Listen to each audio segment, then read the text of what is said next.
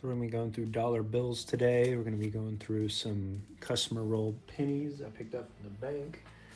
And then, depending on how long the stream lasts, we might go through some nickels as well.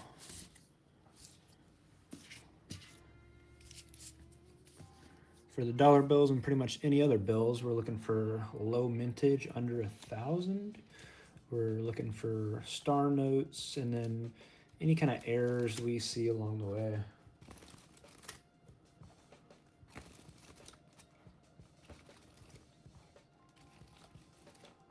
So it's gonna be pretty fun. We'll start off with some dollar bills and then we'll roll into some customer rolled pennies.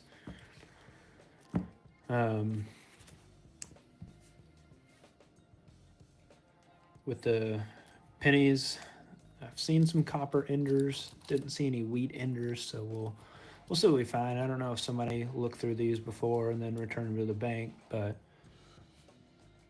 I guess we'll find out. So we'll start off with these dollar bills. We'll probably do maybe 20, 25. Don't really see anything on the front of this one. I kind of flipped through these earlier and I did see some star notes, some other fun stuff. So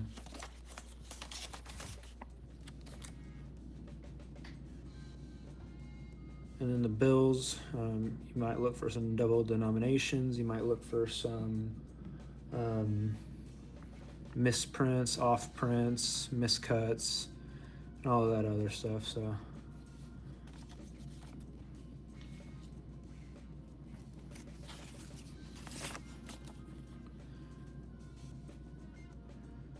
you also want to look for if the serial numbers don't match on the left side or the right side.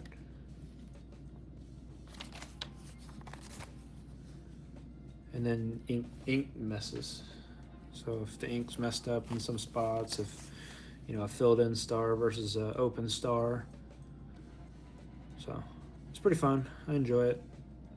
Whenever I can't get any more coins, sometimes I'll go buy some dollar bills and see if I can find anything there.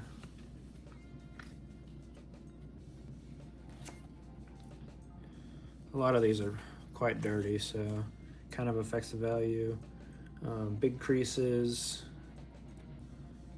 dirt, that all affects the value. I'm not sure if it's this stack or the other one, but I do know there's definitely some star notes in here.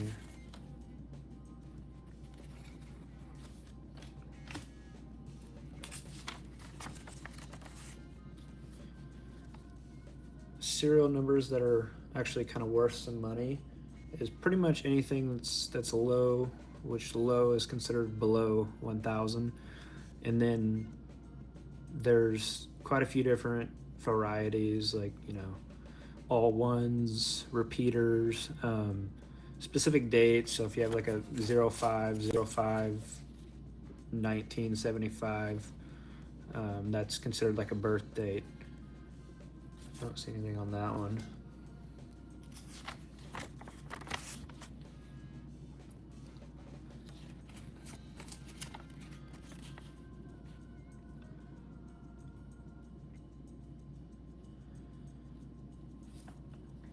If I'm not wrong, I think the most expensive bill that's been sold at auction, it actually had a Dole banana sticker on it that got printed into it.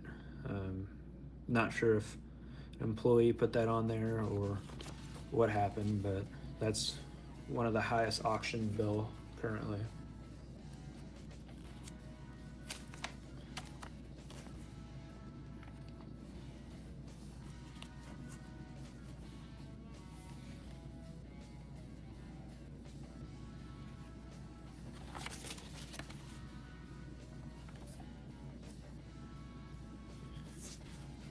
These next two are in terrible condition.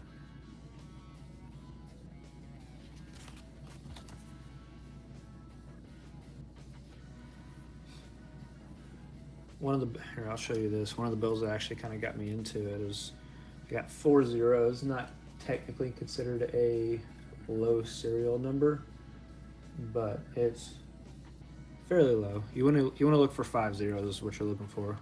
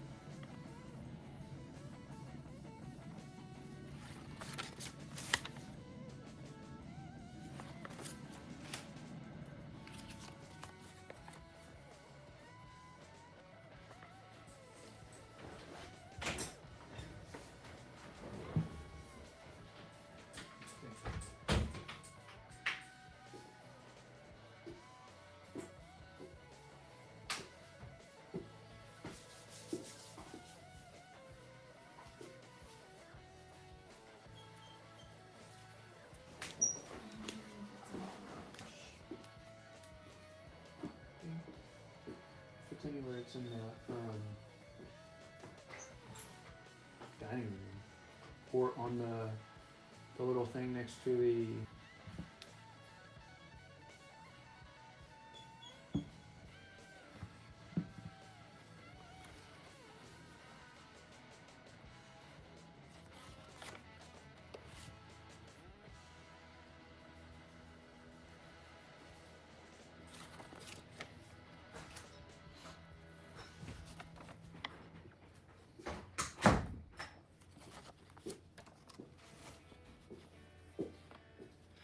Okay. Do you need anything? Where are you going? Target. No.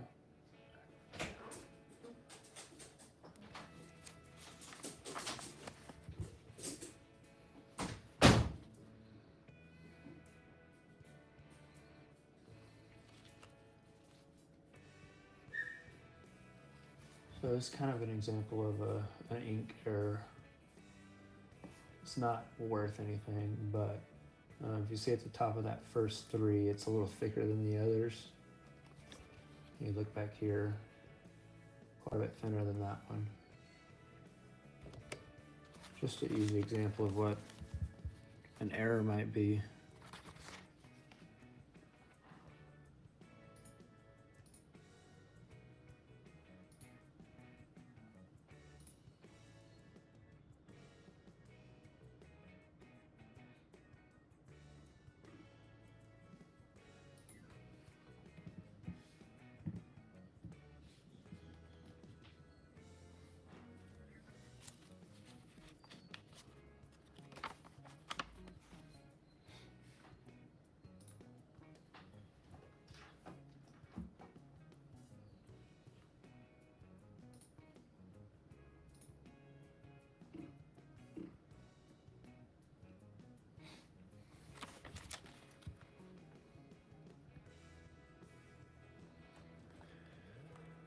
Another thing you kind of want to look for is if, you know, it says if it's like a 2020, 2020 serial number. It's kind of another thing that people look for.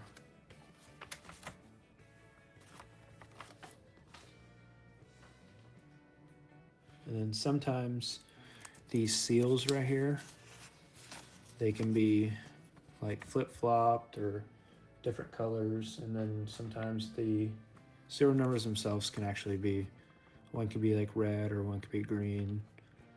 Um, Not a ton to look for, similar to like coins. There's a whole lot more to look for on coins, but just something.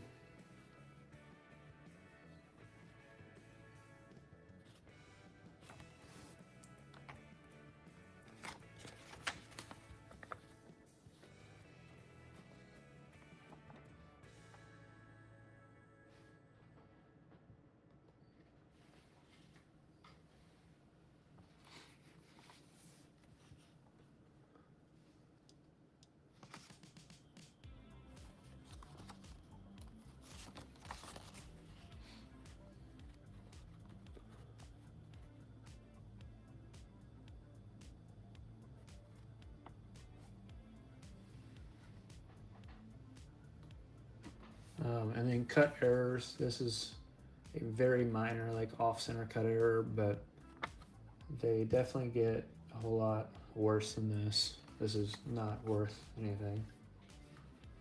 So, it's alright though.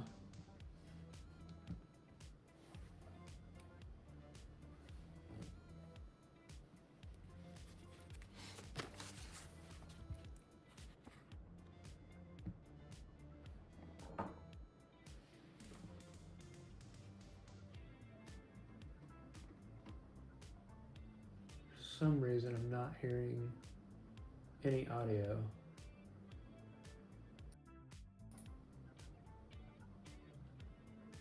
Huh.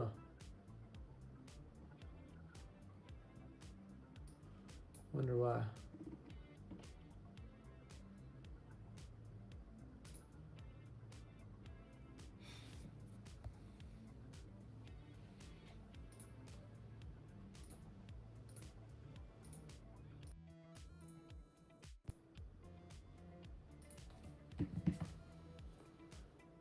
One second here. There should be audio. Okay, there we go. I think it's just a mishap on my end. But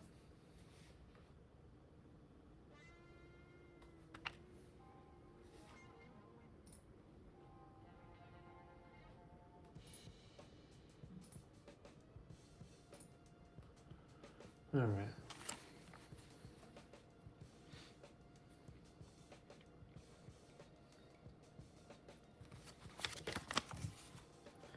A really cool build I'd like to find is a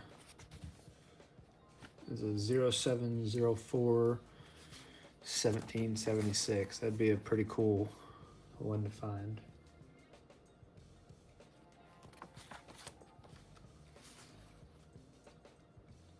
But odds of that are fairly slim. We're about a quarter of the way through. All right.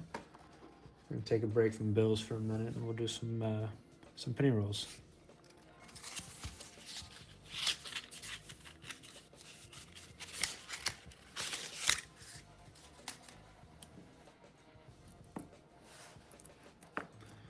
And again, I'm not sure what to expect from these rolls. I see quite a bit of copper, but they could have already picked through the wheats in this one. But we'll find out. See what we can figure out.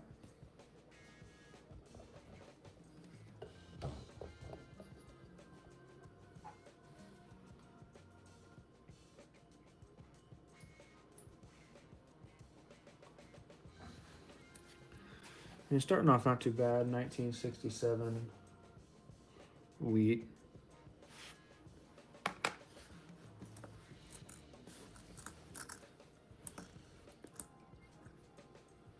For the pennies, there's quite a bit to look for. Completely honest, I use GA Silver Hunter's list. He's got a pretty great list over here.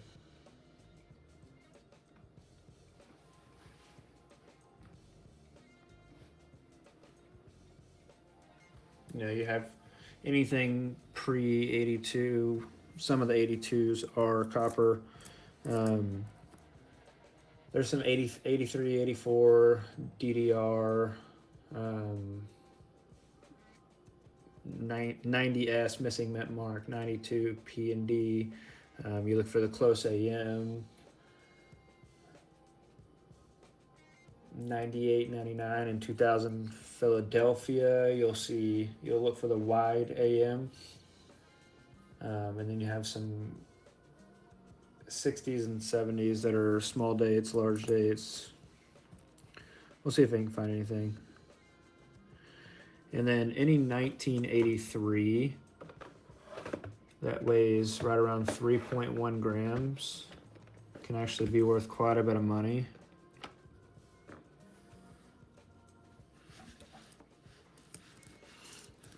But I keep pretty much all of my copper.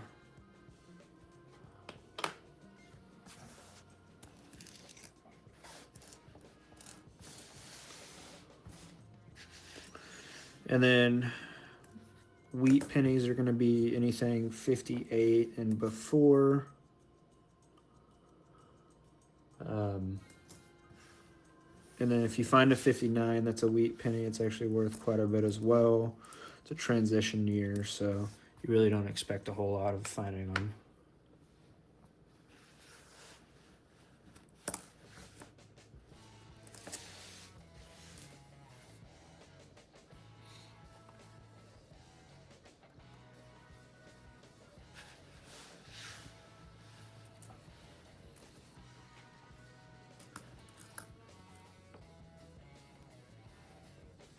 Here's a 99 Denver. You're probably not going to find the wide AM on that one. It's primarily the Philadelphia.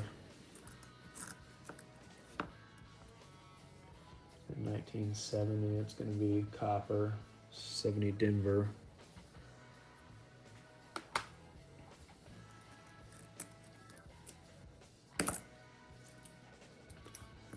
And then I also keep all the 2025 pennies. You know, it's the last year of actual circulation. They are going to make like a commemorative penny for 2026, but I don't think it's going to be in circulation, so that's all right.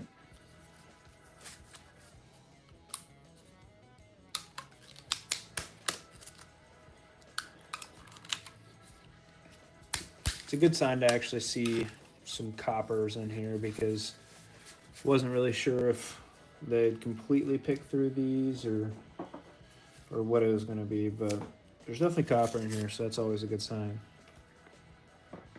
Quite a bit as well. I'd be willing to bet the majority of the rolls actually have copper.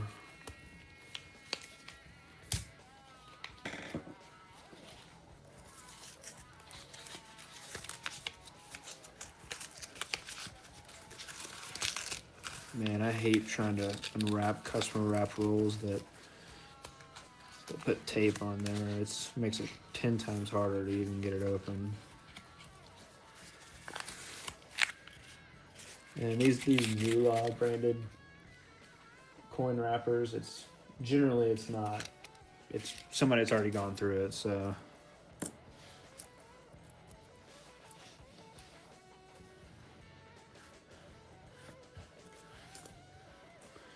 Here's another copper, 73.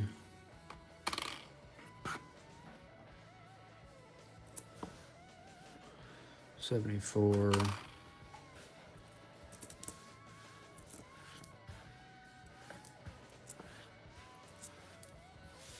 Couple to look out for, obviously 83s that weigh 3.1 grams roughly. 1982 Denvers that are small dates that weigh 3.1 grams are like or one of the holy grails. Like I think there's only been 2 that have been found and actually registered with PCGS. Sorry about that. There's a 92 Denver. We'll check this AM. Yeah, this is kind of a wide AM. The close AM 92s will actually be touching essentially. So that's really nothing there. There's an 83 Denver. It only weighs about 2.534 grams. Anything from like 2.52 to 2.57 is going to be the zinc coated ones with pretty much no copper.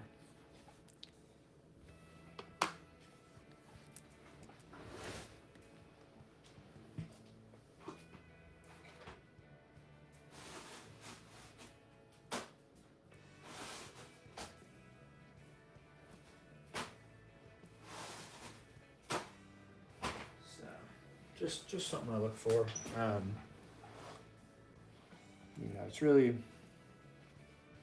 It's kind of a steep learning curve collecting coins, but once you get the hang of it and learn, each denomination, it's not too bad. I'd say to start out with pennies because pennies are a whole lot cheaper and I would say easier to get a hold of, but now since a lot of banks have actually stopped like stocking them, so luckily I'm able to still order mine once a week and get a couple boxes, but I think eventually my bank will stop carrying them as well.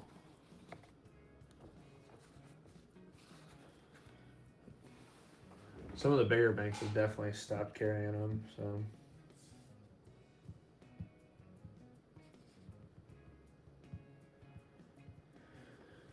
But anyways, back to the hunt. There's an 84. Here's an 83, and it kind of looks copperish. I mean, it does have that shine of zinc, but we'll see. I'm assuming it's, 2.55, so definitely not going to be a copper there.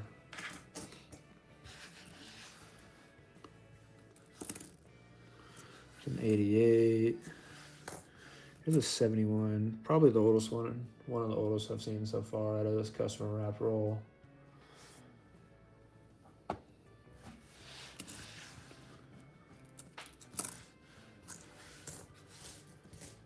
Depending on how long I stream today, I might break out that next nickel box I have, but we'll see. The nickels are kind of hard to video for me right now. I need a better lighting setup. They're very shiny. 89.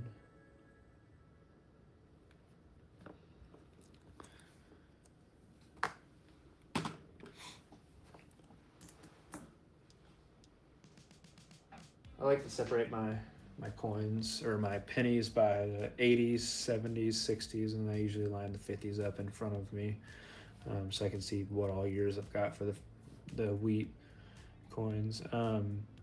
But that makes it a little easier later for me to go back through to look for any new errors that have started circulating or whatever.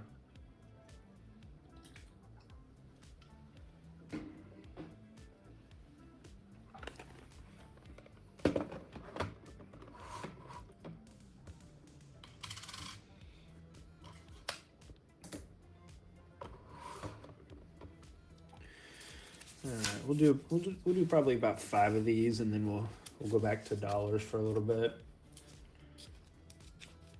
But if y'all are looking for anything in particular, let me know, and then I'll pivot. I'm not super set on what I'm doing right now.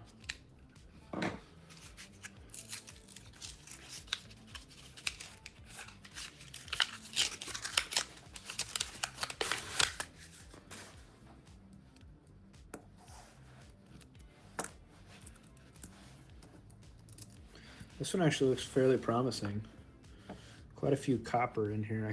You can tell by the edges. The copper ones are usually a little bit thicker, maybe a little bit darker.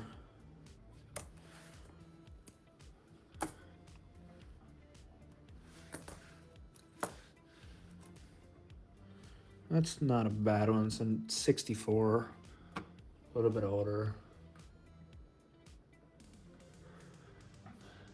64s, looking over my list, I have kind of what I usually look for in my head, but 64, they do have a DDR in the US of A, and then E pluribus.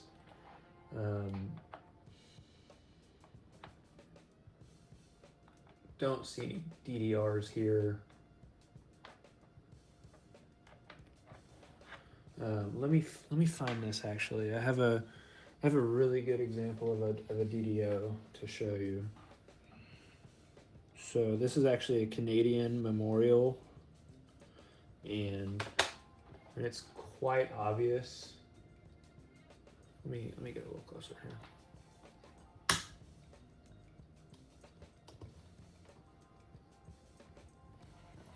One second.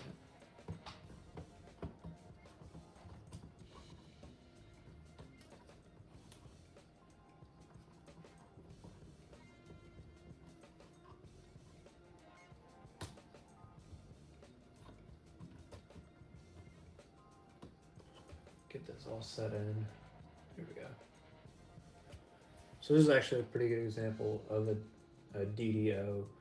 You can see the doubling in the R, the G, the I. And this isn't dye deterioration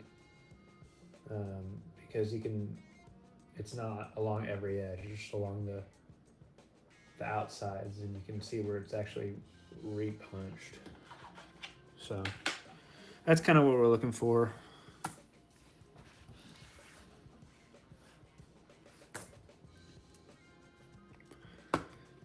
Some more copper.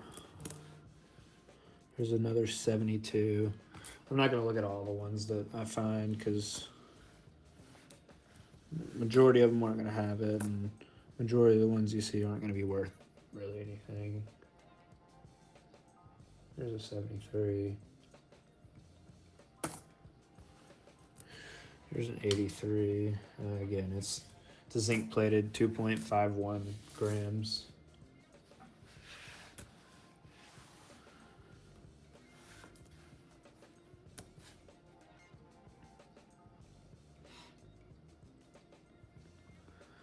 $19.70.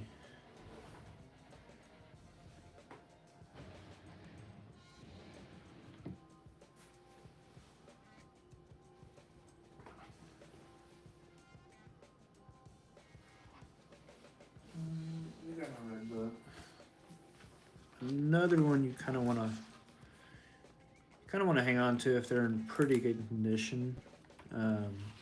It's a 2009. It's the, let's see, it's a bicentennial ones, and you have birth and early childhood, formative years, professional life, presidency. This is what they look like. I really want to keep these if they're in like really good condition because I have so many.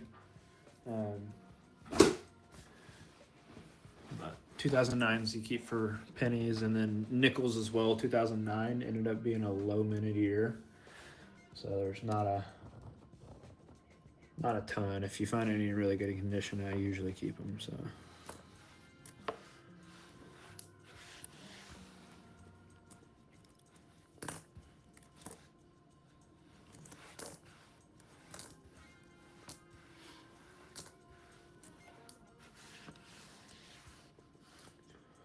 That light's really bright.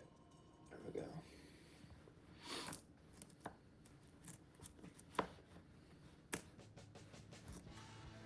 Here's a 98 Denver. That one's really not going to have the wide AM. You're looking for the Philadelphia mint.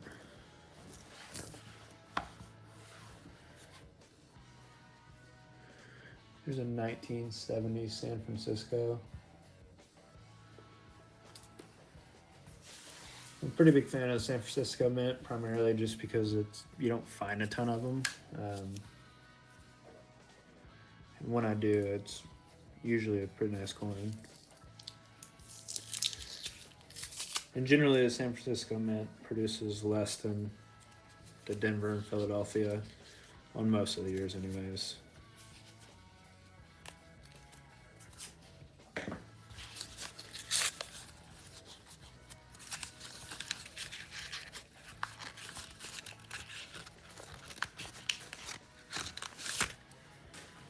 We'll do two more rolls and we'll get back into dollar bills for a bit. And If you want to see nickels, let me know. I'll break those out eventually. So 1980, that one's gonna be copper. 81, all of the 81s are gonna be copper as well. 82s, some of them are copper, some of them are not. There's 73.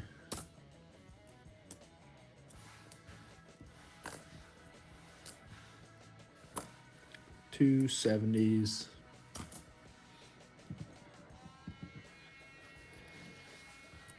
Again, I think these might have been gone through, but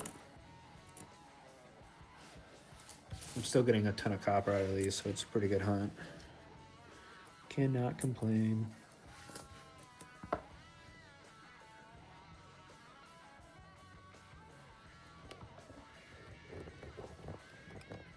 So pull this up a little bit. There we go. Here's one of those 2009s I was telling you about.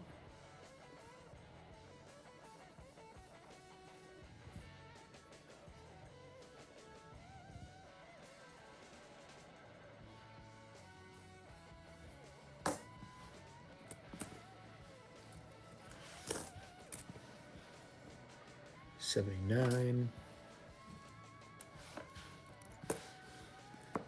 65 and an 80.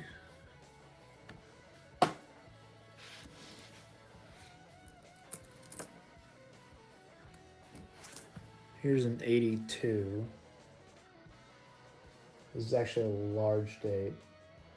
Whenever I find a small date, I'll let you know, and then kind of show you what that looks like compared to the large date. Let me pull that 82 back out. I'll put it off to the side so I can show you the difference.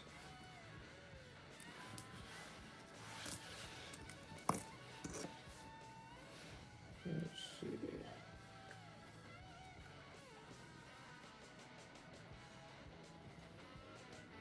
Here's another 82 large date. Still copper. Sometimes it's hard to tell. But not even sure what date this is. Let me throw it on the scope. It's in the 60s, but I couldn't tell you what that last one is. But still copper, not bad. And really, you can't. Technically, it's illegal to melt this copper down, but I'm hoping eventually they'll allow you to do it. And at that point, I'd consider melting it down, or maybe not. We'll see. Not something I really need to do right this second.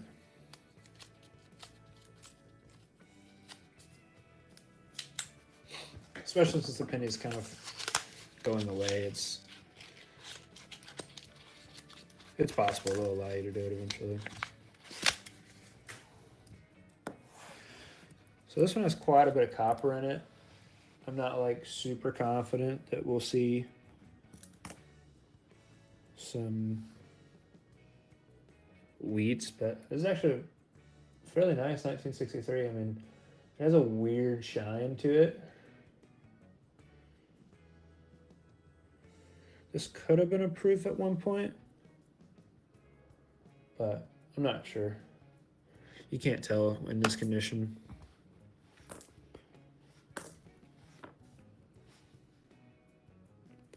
Here's actually a 1998, but it's a Denver. I didn't see that mint mark.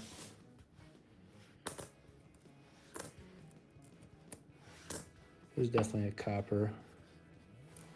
It's a 1982 Denver. Is that a small mint mark or a large? So that's still a large mint mark. You can definitely tell the difference whenever it's a large versus a small. I'll find one in these rolls for sure. 79.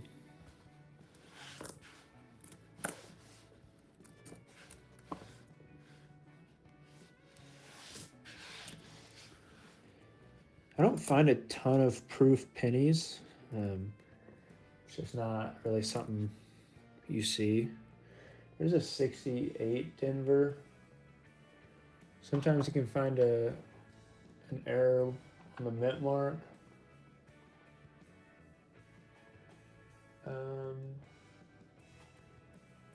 I think that's just kind of damage on that one, but that's all right.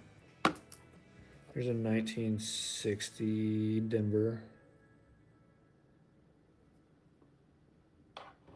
1960s, they have a small date, a large date. Let me see. Let me grab my book. Not like super up to date on these. I really just started getting into it.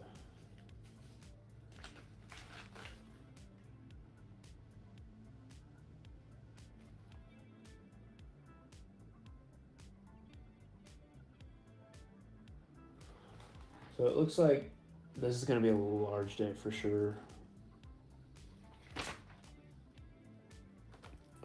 And then here's that book. Here's those 1982s. So you can tell like a, oh hang on, it's trying to focus. On this one, there's kind of like a lot more of a curve right here. And then it's flat at the end. Geez, that's hard to focus. And this one's just a small curve and then a flat. I mean, there's a big difference, and once you've seen 100 or so, you'll definitely know which one's which. And for these, you're looking for the 1982 Denver that weighs roughly 3.1 grams.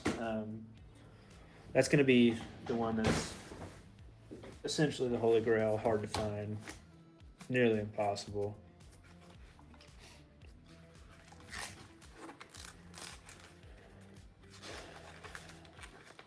Let me put this book back over here.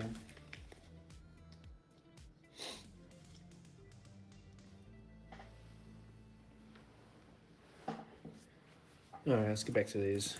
So here's a 69, looks like a San Francisco. This one has a pretty bad DDO if you can find it. 69 is way off, and that was just normal, so no biggie. Lots of copper though. It's good to see. I'm always kind of worried when I get customer rolled, especially the ones that are in these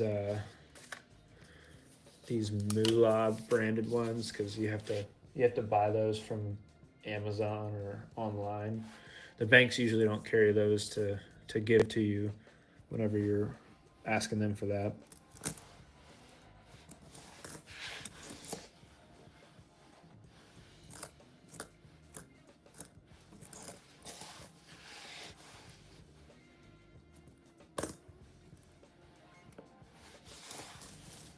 All right, we'll do one more and then we'll go back to dollars for a little bit and then see what happens.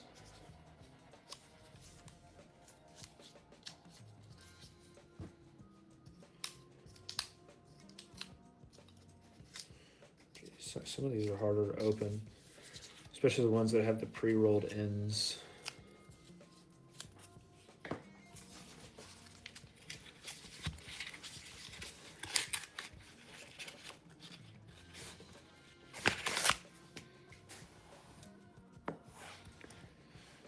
And again, these look super great, but we'll see if we get any actual wheats in here.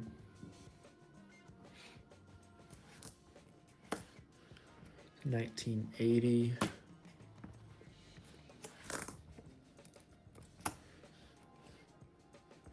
$77.81.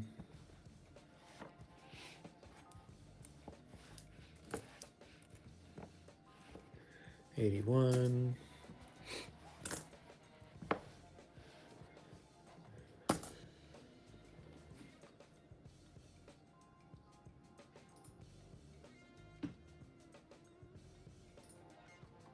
And the list of errors I'm using, again, it's GA Silver Hunter's list. He's done a great job at making this list. He has it posted in his description, and it's kind of what started me on these. Here's a 78 Denver.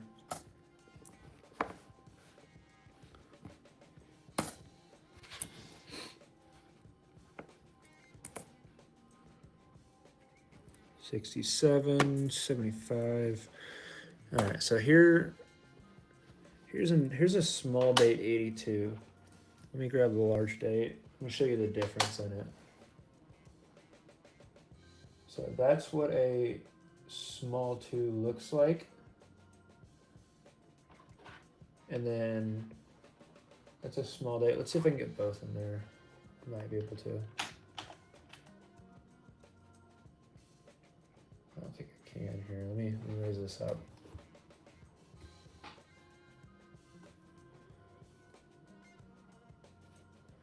Jeez, it's hard to get both. So those are the two twos you're looking for. Obviously, the one on the left is usually a little thicker. Generally, it's going to look a little more smushed down on the bottom. And then all the small dates I've seen, they've all been like a very like pristine too. It's weird. I don't know how to explain it, but and I think this small date kind of looks like a zinc. Let me see. No, that one's actually copper. But the 82 Philadelphia is really not worth anything. You're looking for the Denver.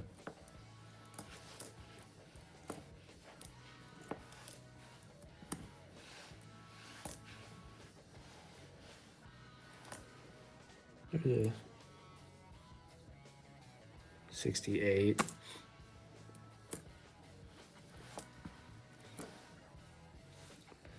There's actually another. Kind of looks like a small date. No, it's actually a large date. It gets hard to tell sometimes, but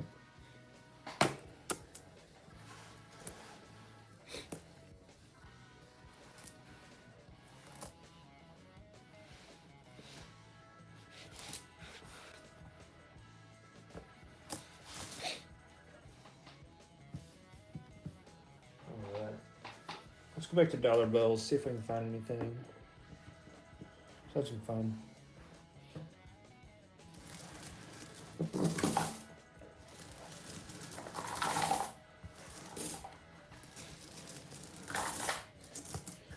These coins definitely pile up on the side of my desk though.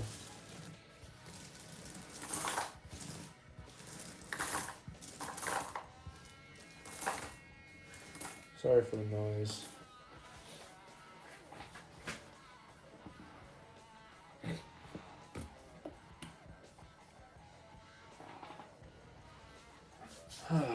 All right, back to dollar bills. Pretty big fan of these. I mean, there's not a ton to look for, and it's kind of fun just going through them.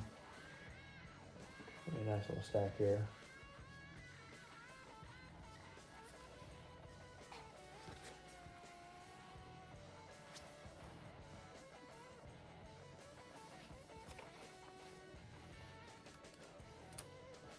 I know there's a star note in one of these.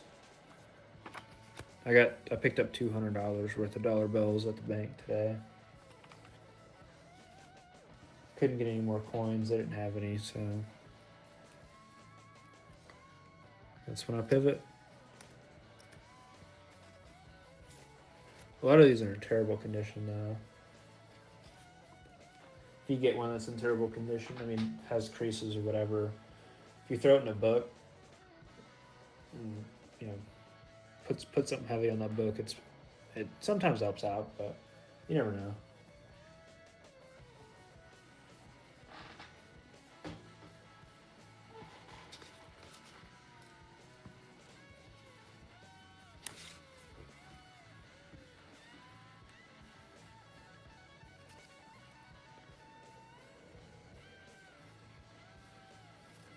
Nothing there. Looking for anything less than 1,000 on the serial number. Repeaters like 11111111, 79, 79, 79, things like that. And then ink errors. I wish I had one to show you, but I really don't.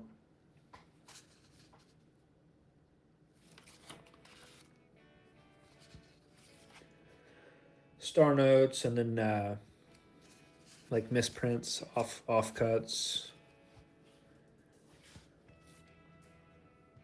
And they have some that are what I've seen called birth dates, like a 01/01/2025.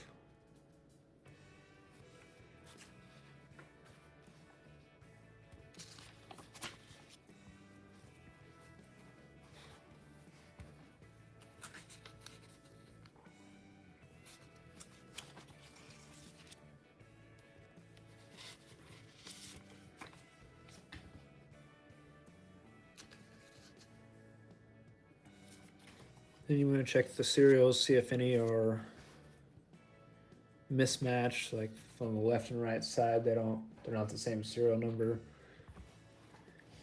But with these bills, I mean, unless you find like a 0.0000001, I mean, it's anything less than 100. It's not worth a ton if it's not in great condition.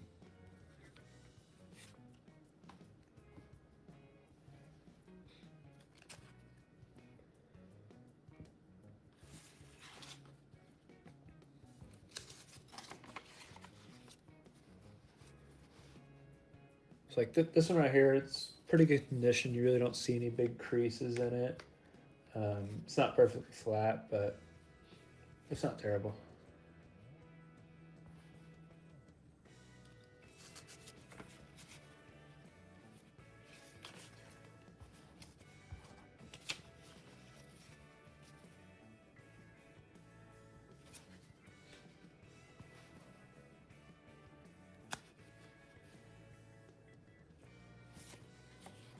Oops.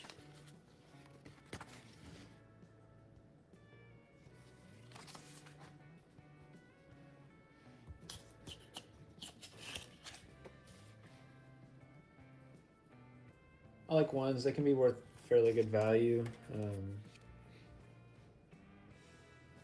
And you can buy a lot for relatively cheap. I mean, get 100 for in $100 band. So obviously, but you know, this one's just absolutely terrible.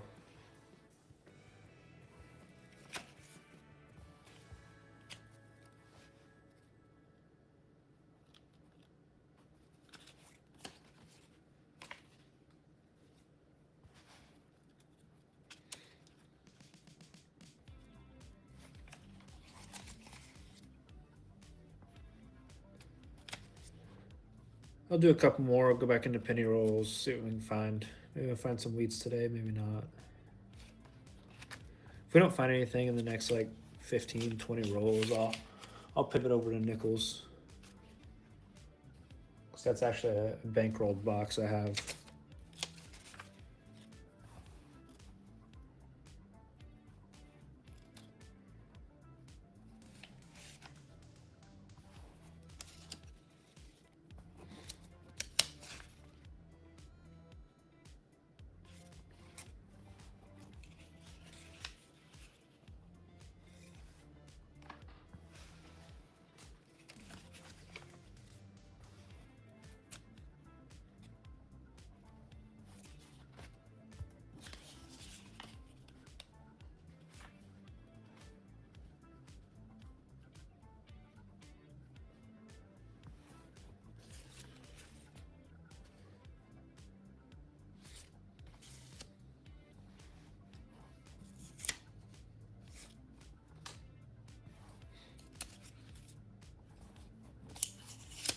Yeah, look at that.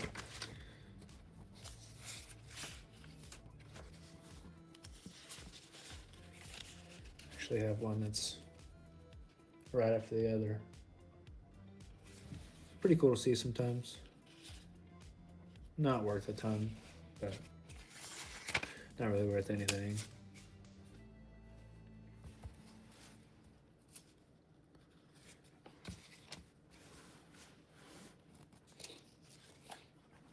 I have a couple more left in this stack, then we'll go back to pennies.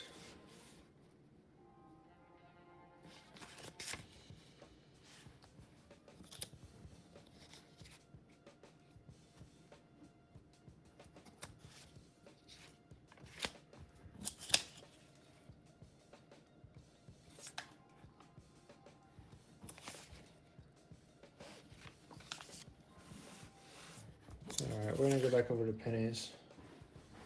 We'll be right back in about 30 seconds here. Gotta go grab something.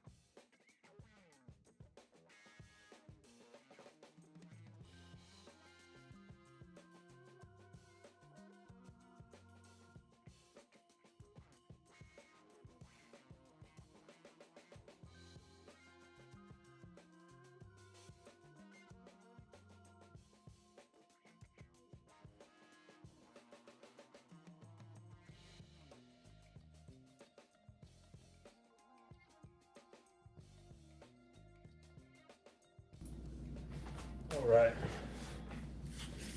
Back to the penny rolls.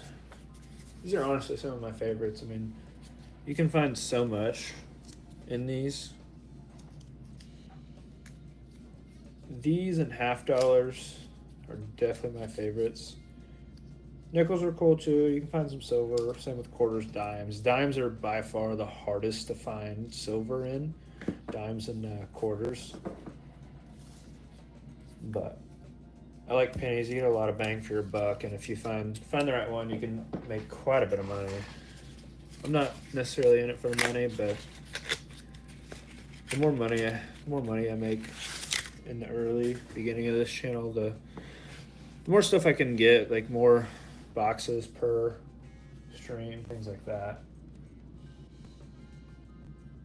You know, I'm eventually hoping to be able to afford bigger streams, bigger boxes. You know, 2 half-dollar boxes. I mean, that's $1,000. It's $1,000 right off the rip. There's a 69 Denver.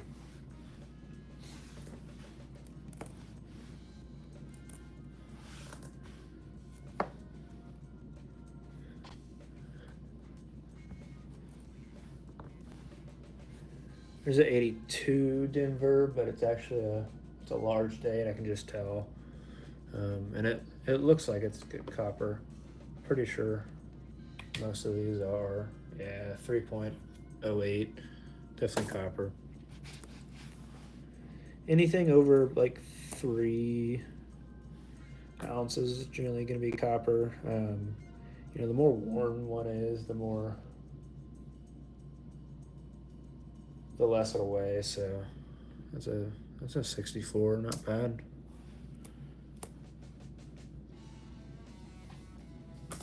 Three grams, sorry.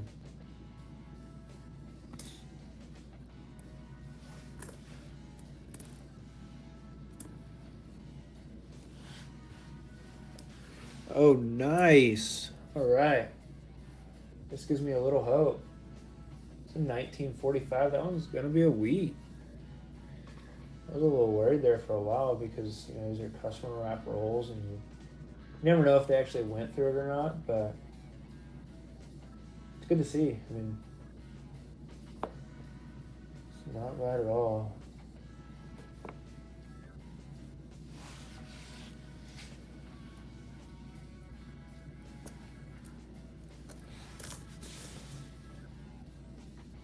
It's really nice whenever you get to know your bank and they have your number and they're like, oh, hey, by the way, somebody dropped off a $200 worth of pennies and they said it was their great aunt's collection of coins, and kind of gets you going. I haven't had that happen, but a lot of other people have. A 1980.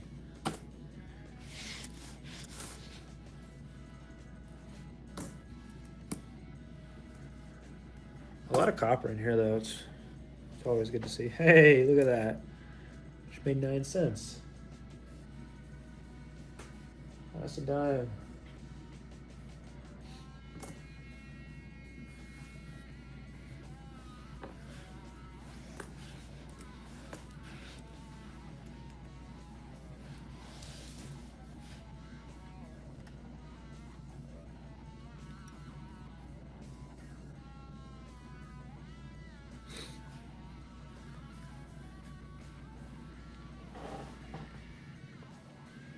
On to the next roll. Man, I'm stoked for that. The 1945 wheat. I was really hoping there wasn't. These are all picked through, but it is always nice to see. There's really no errors to look for that I can tell on the 1945s, but that's great though. That gives me some definite hope on these rolls.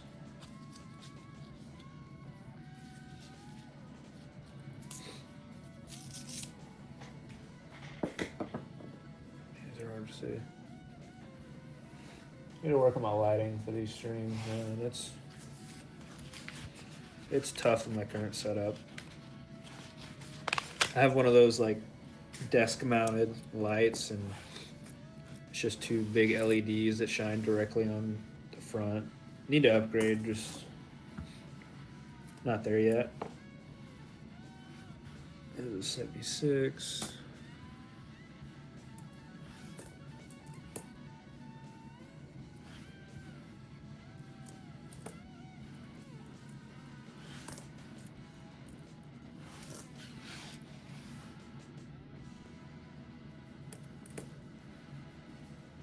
There's an 82 Denver. This one's interesting. It's not a small date, but it's okay. That makes sense. Hang on. Sometimes the scale gets a little off. Yeah, 3.05. That's copper.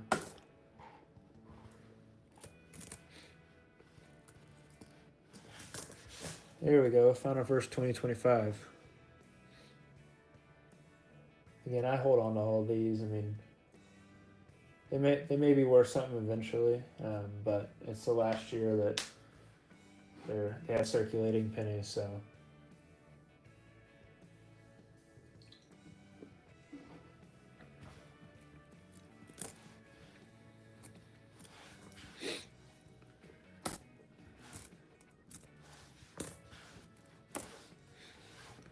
It's a pretty nice 75 there. 76. There's a 2025 Philly, and then right behind it is a 2025 Denver. So that's 3 2025 so far. Not bad.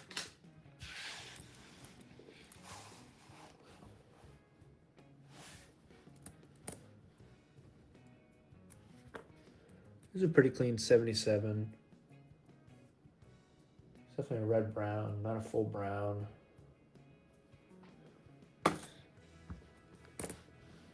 '84. 270s, 74, 78, both Denver. 2025 Denver. It's the fourth 2025 so far.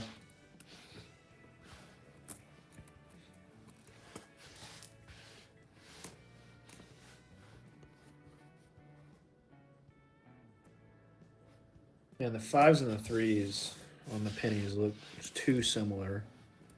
Can't tell you how many times I'm like, oh, it's an 83, and it ends up being an 85. Same with nickels. They're just way too close. No, it's another 2025. There's quite a few in here.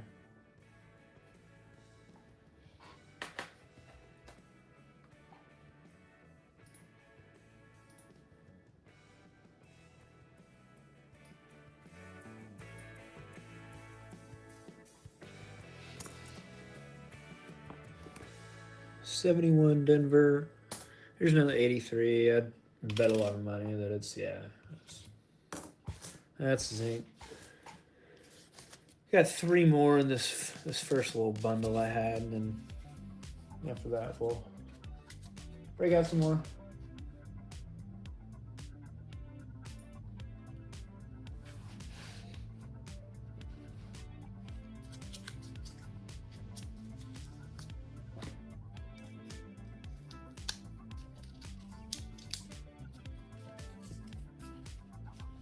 A lot of times when a bank will bundle them in $5 bundles with a rubber band just to make it easier. Some of the banks around my city, they don't give you more than, I think it's $1 or $2 worth of pennies is all they allow you to have unless you pre-order.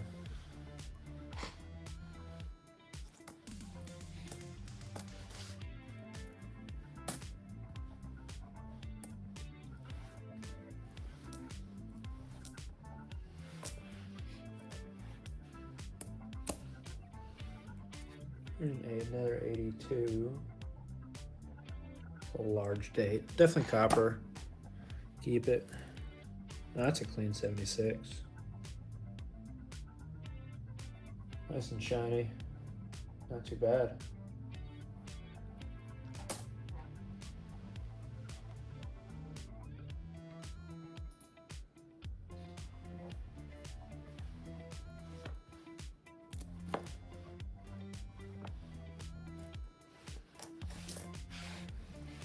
Ooh, this one looks pretty good right there. What is that?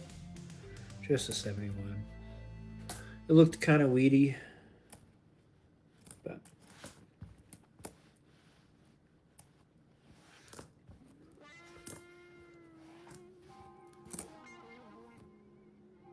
$78. That was super dirty.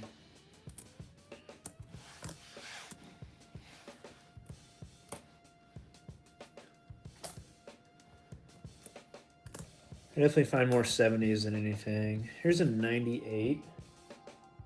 98s, you want to check for the wide AM. Let's see. No, that's a close AM. We can tell they're pretty much touching. Pretty common.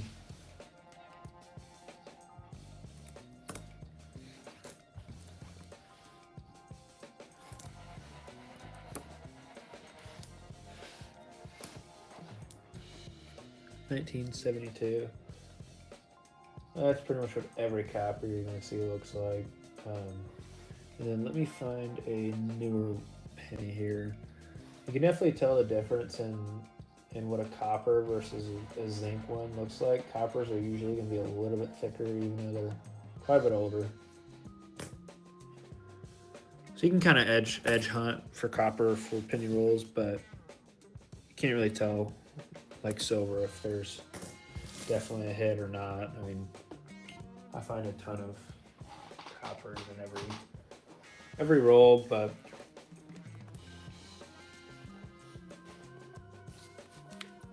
I've heard mixed reviews from a lot of people. Sometimes they find a ton of copper, sometimes they don't find any.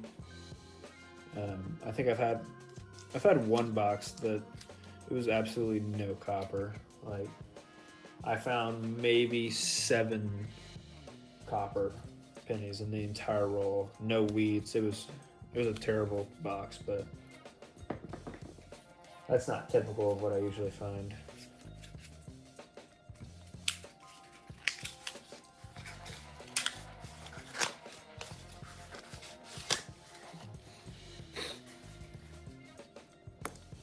And again, these looked pretty promising in the beginning, and I've already found one wheat. We'll see if I can find anything else.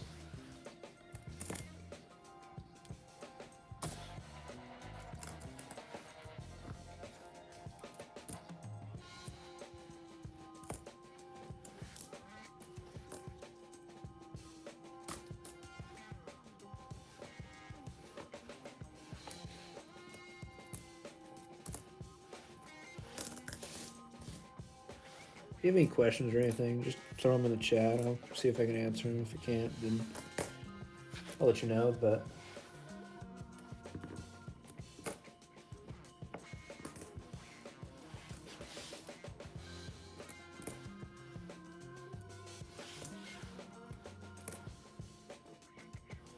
check that out. That is a old one.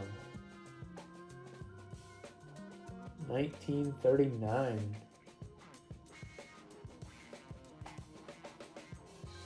1939 Philly.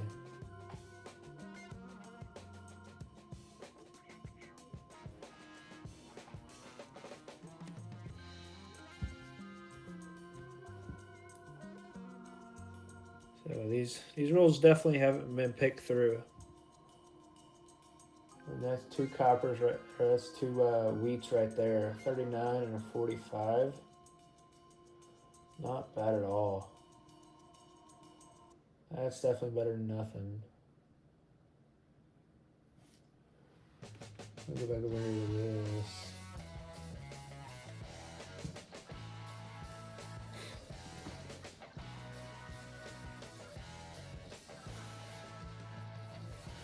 Put these over. 64 Denver. Oops.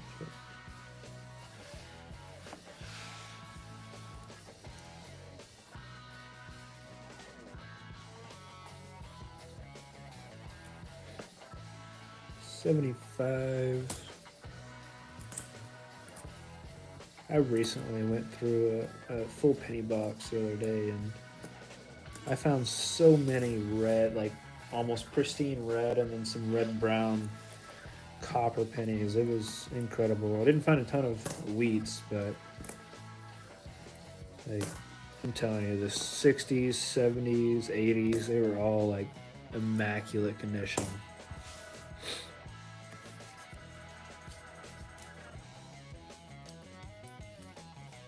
I'm feeling these rolls.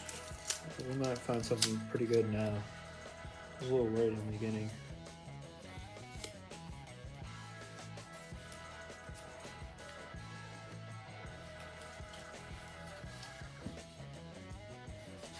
Got a, kind of a, it's definitely a topper under.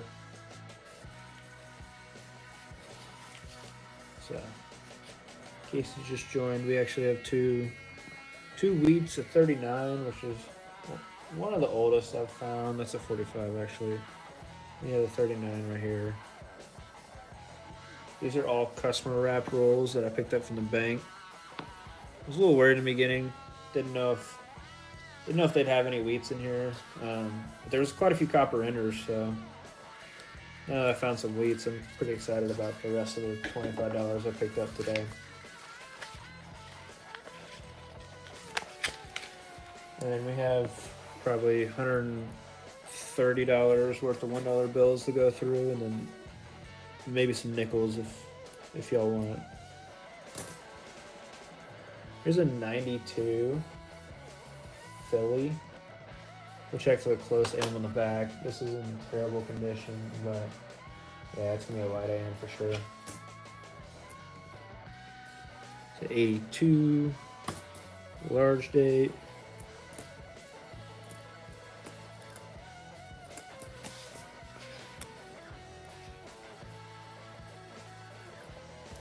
It's a 70. That's an 80.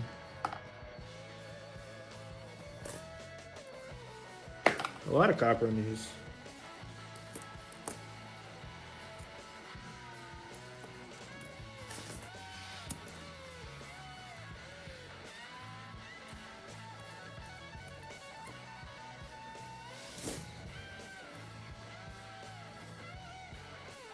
What is that? Is that a 92? Yeah, it's a 92. Check the back. That's definitely right in. Not anywhere near close.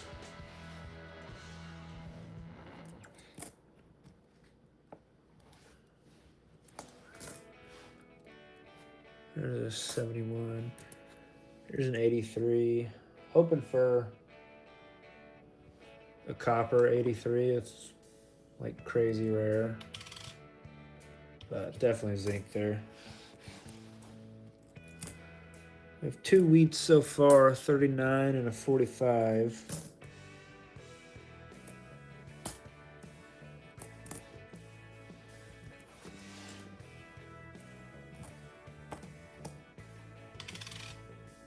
I got a good feeling we'll find some more wheats throughout these. Finding 2 already, I mean, that's pretty great.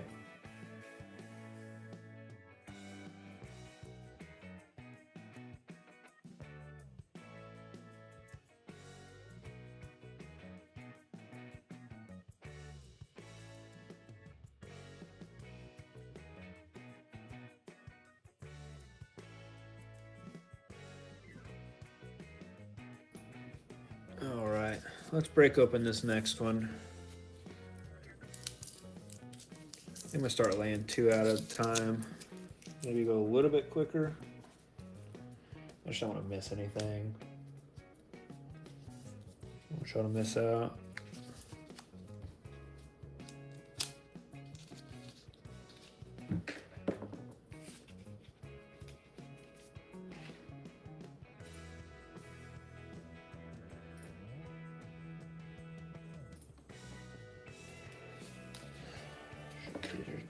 These rolls are terrible to open.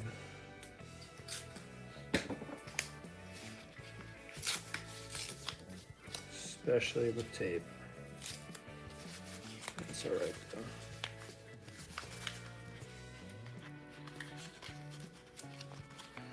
This one has quite a bit of copper in it. Look at that. You see all that dark brown in there.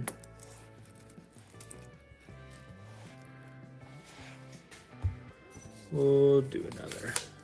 There we go.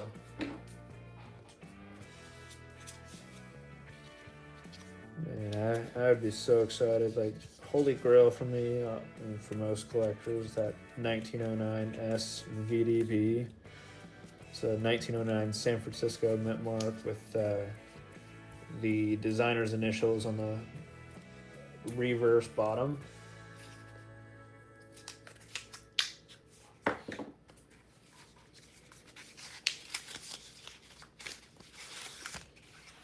I have a couple books that I'm trying to fill up.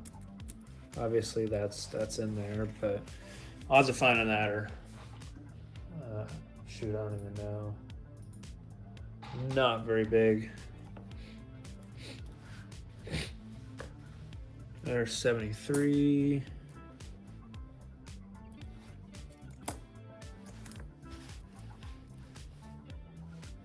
Let's see.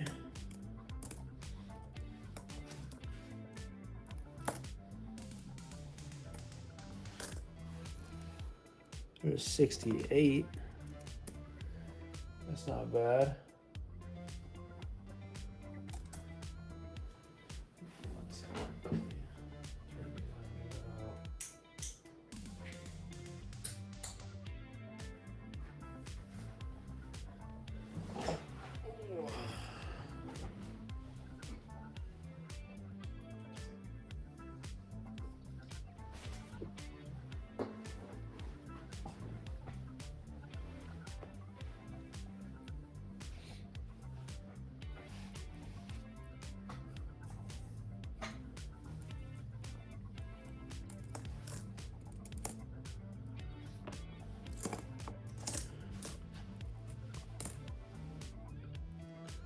There's an 82 Denver. Can't tell if that's a small date or a large date. Yeah, it's a large date.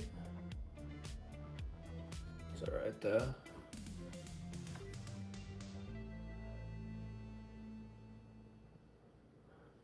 That mint mark looks a little wonky, but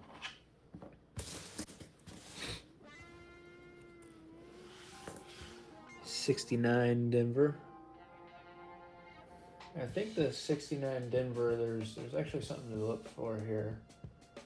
Yeah, you want to look for on the reverse on the right side of Monticello. There's an FG right there. One of the errors you'll find on the FG is if there is no FG. That's an error that has been known and looked for.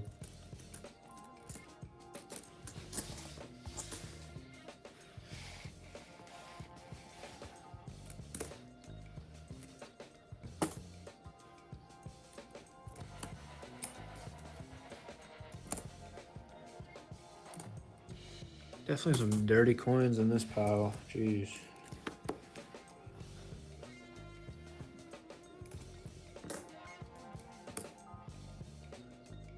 Large date 82.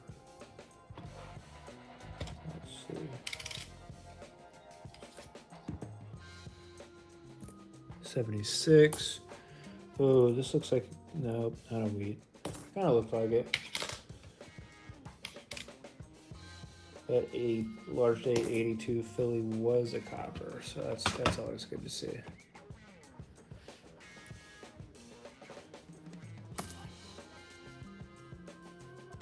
Here's a 92 Philly. We'll check that for the close AM. Definitely not.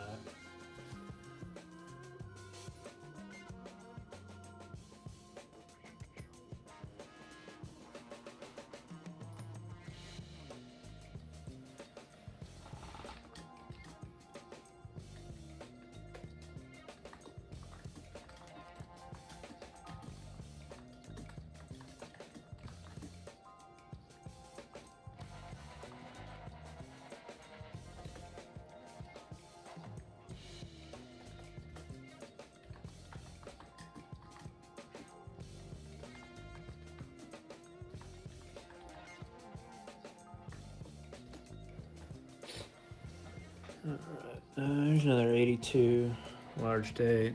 That's copper for sure. I can just tell by the look of it. 76. We'll finish this stack right here.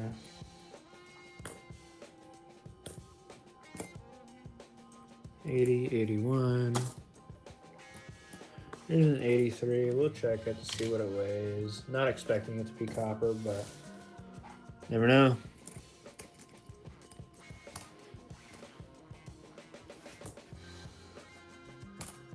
Quite a bit of copper in these rolls, though. More than I was expecting.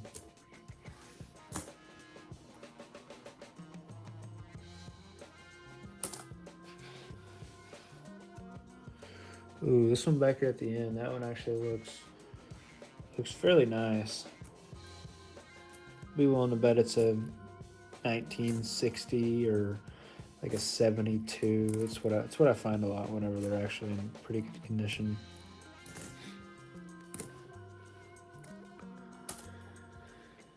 Past couple days, I've found more 1960s than I've ever found in my life, and they've all been like pristine condition.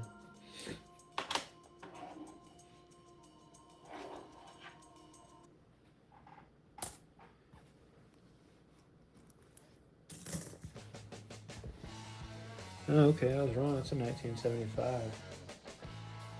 The back's definitely in a lot better condition than the front. It's still good to see.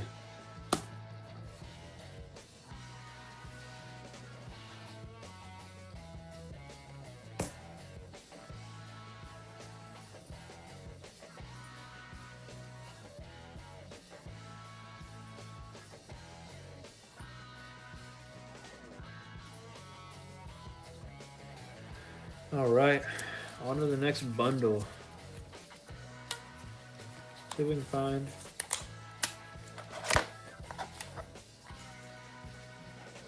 I'd love to find a 20s or a teens nickel. That'd be crazy.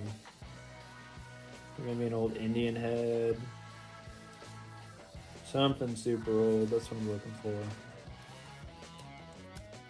It's honestly the most fun.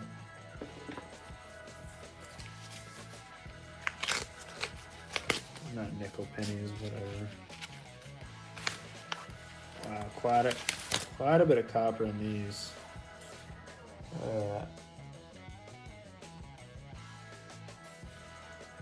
Every fifth is copper in this one.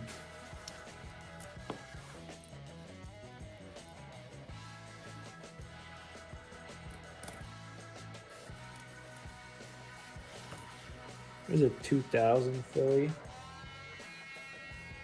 We'll check this one for a wide AM. And it's definitely close.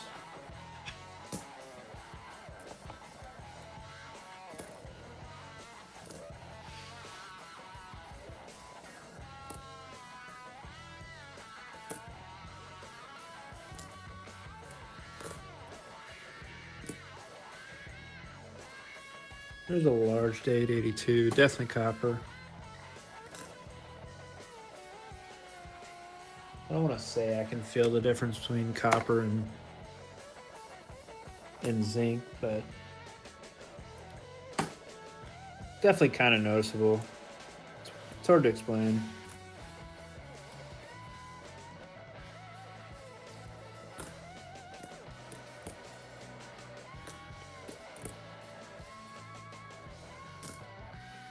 There's a nice 71 right there.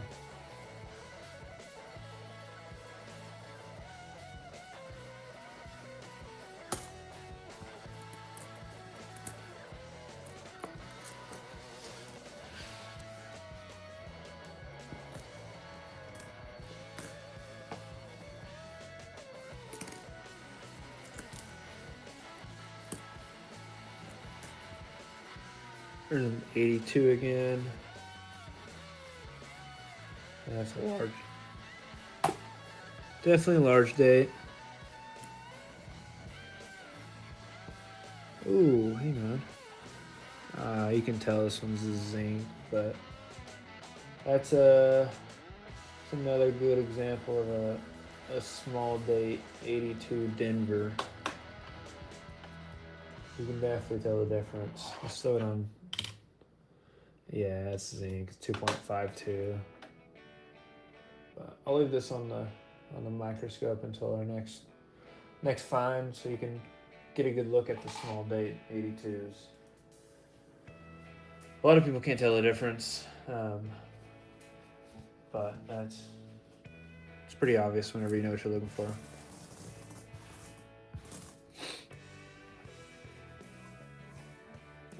We'll do about 5 more of these, transition back to dollar bills for a bit, and then maybe look at some nickels. We'll see.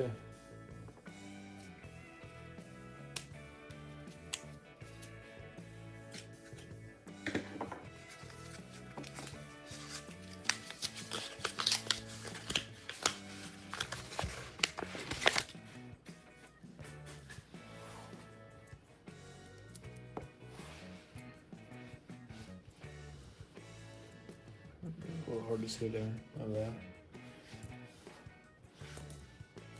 Definitely some copper.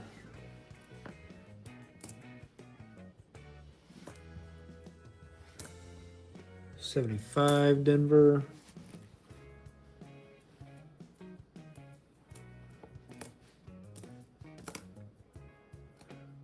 Look at this.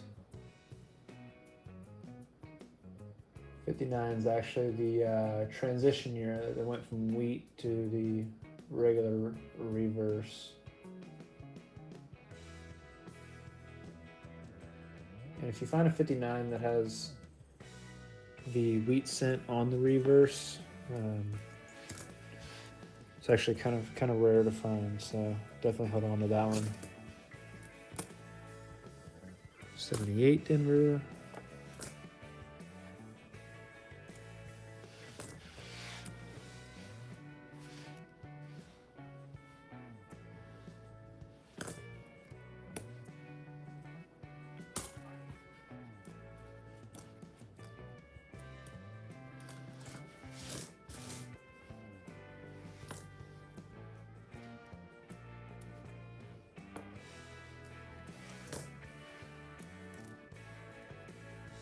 There's another 98 Philly. We'll check that for the wide AM. See what we can find. That one's definitely a close, so no luck on that one.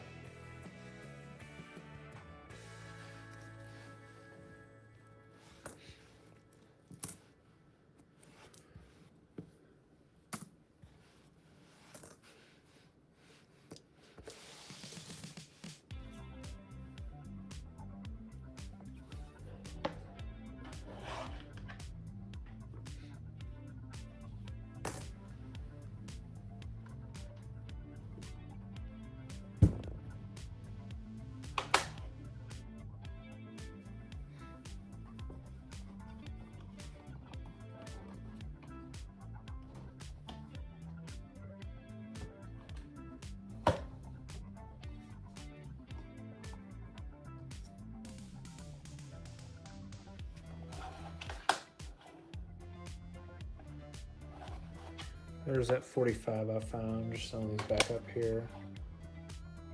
And there's a 39. Pretty nice. I don't see a ton of 30s whenever I'm hunting. Really, 40s are kind of the earliest that I see. But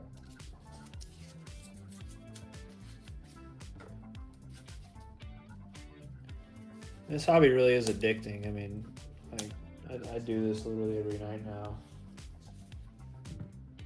My wife's not the biggest fan of me doing this every night, but it'll be all right.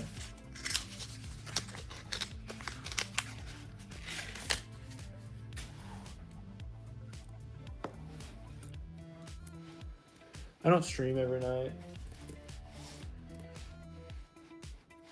I don't always have the bandwidth to go live and hunt rolls and all. I don't always have enough rolls to do that either. Oh, look at that.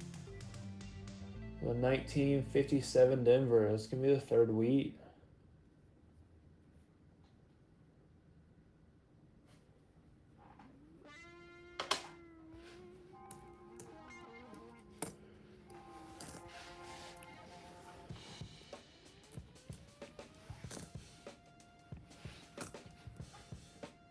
I mean, honestly, the biggest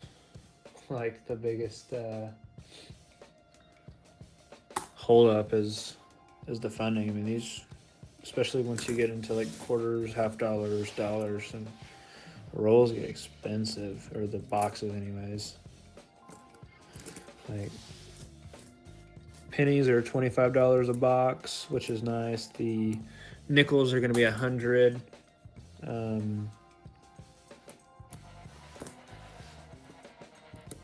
Dimes, it's going to be $250.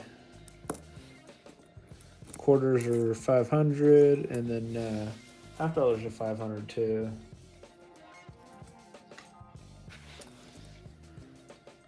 That's just one of those things.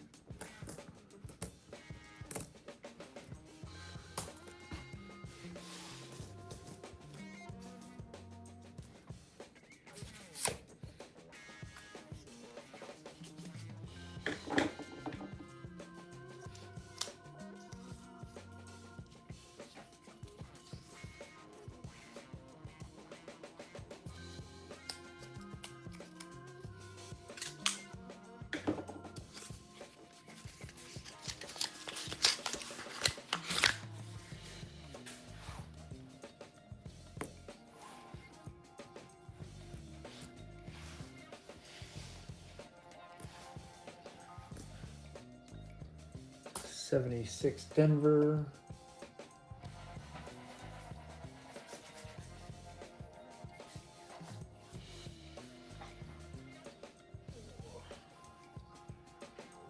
Open me up another brew over here.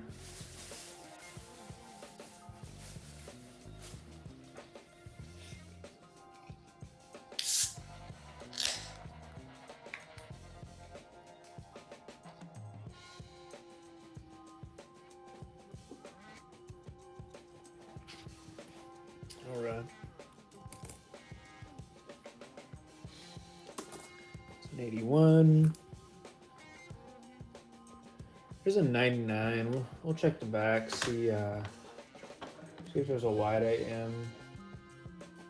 It's definitely a close AM. So I've honestly only found maybe 4 or 5 errors in all of the hundreds of dollars of boxes I've looked through.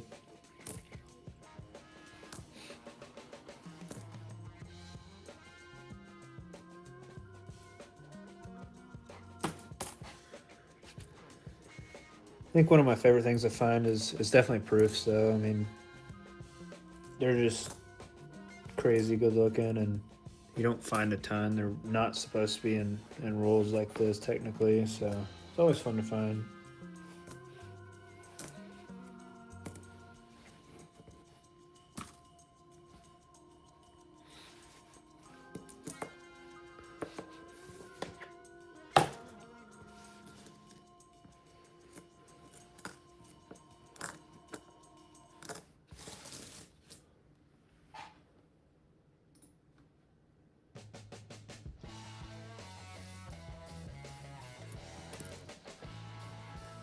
This is a 68 San Francisco.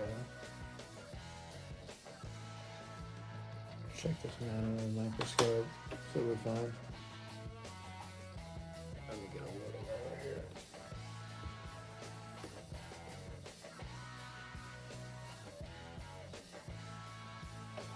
Oh, no. That's interesting.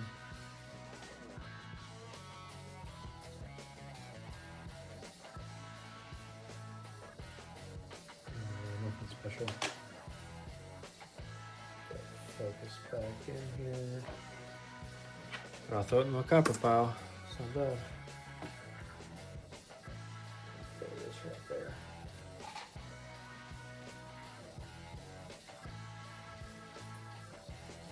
Alright.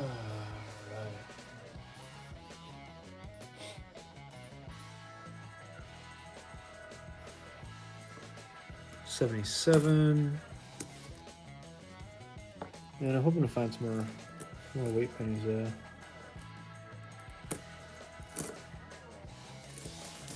Always makes my night a lot more fun.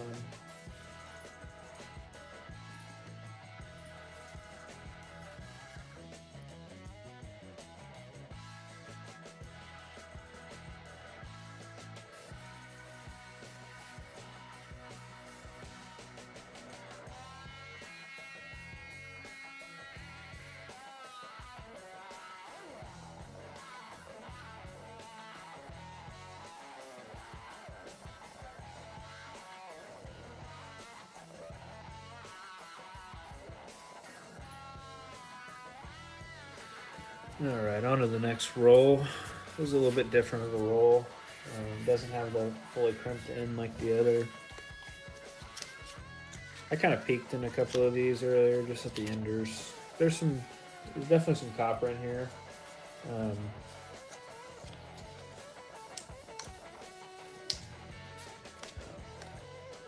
But not 100% sure what else is in there, so.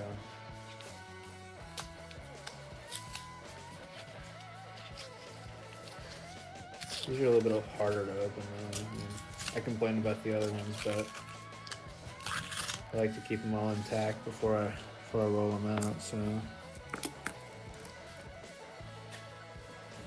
you never know what you can find in customer rolls, though. I mean, could be a bust, could be something great. There's another 2009. It's not bad.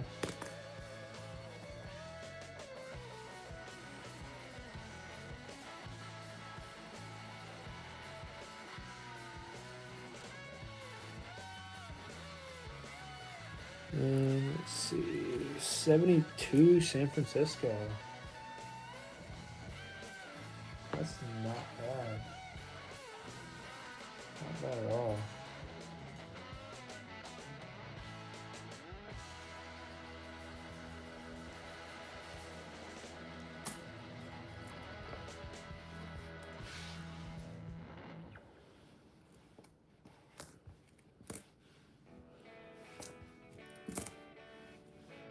'80, '82 large date.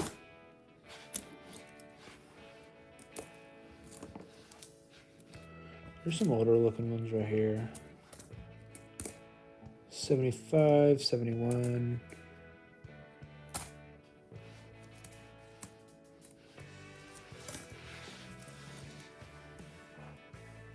Let's see.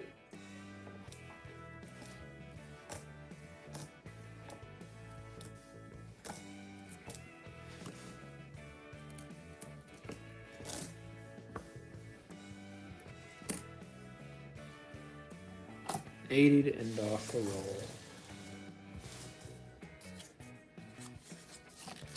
I usually count the rolls I've opened, but definitely haven't today. Just kind of hanging out, man. Not thinking about a whole lot.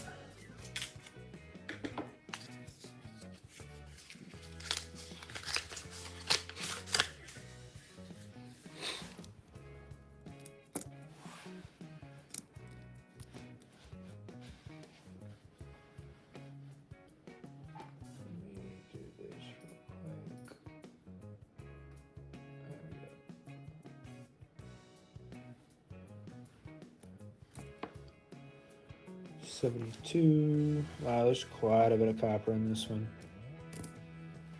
74, 81, 79, 75 Denver, 76, 72 Denver. This one, I believe, can have a D rotation. Don't really see anything there. It's pretty obvious whenever you see it. It's like the D with another rotated D. I mean, kind of self-explanatory, but 78.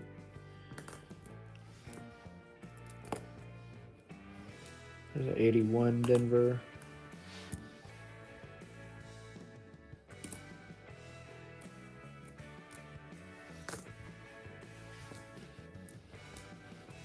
A nice brown 1980.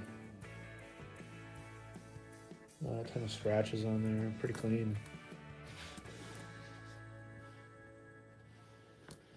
74. You see a lot of these.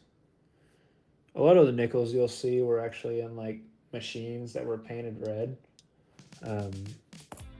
Just something you'll notice. Oh, look at that. We got a wheat back here. Nice. What year is this? It's a 47 Denver. Look at that. That's number 4 in the 25 roll hunt.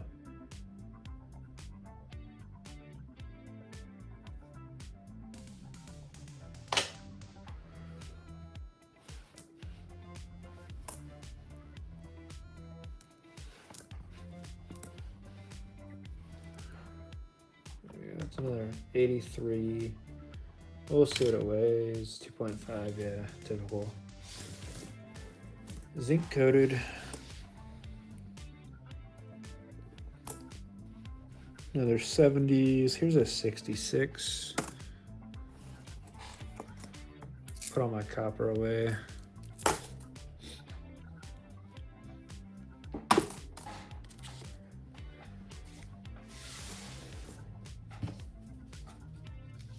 So far we're on 4 wheat pennies. Ton of copper. Found a dime. Just having some fun. This is the last roll I'm gonna go through until we do some more dollar bills. Those are pretty fun. I know in one of these stacks I have at least 1 or 2 star notes. Kind of flipped through quickly earlier to see if there's anything in these. Tons of copper in these though. These are all customer rolled today.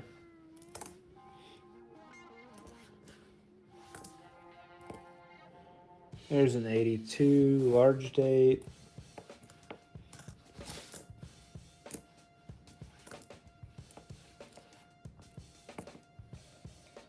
It's a 1970. It's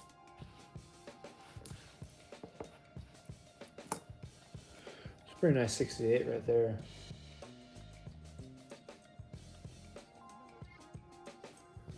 Pretty good condition. Another 68 Denver. Oh, nice. That's number 5. Look at this. This one looks pretty old as well. It's number 5, and we have a... it's not super old, 1953 Denver. But it is definitely number 5, so... And we're almost on pace with a regular nickel box hunt or penny box hunt. My record so far is 14 in 1 box. So that's 82 large date copper.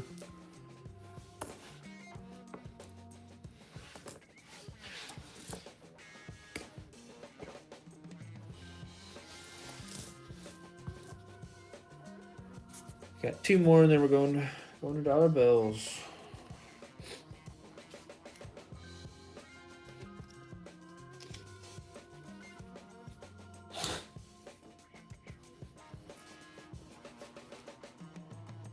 Man, I have a double copper ender on this one. One side has a 73, the other side has a 61. Hoping that's what we're gonna see through the whole roll. We'll see. Oh yeah.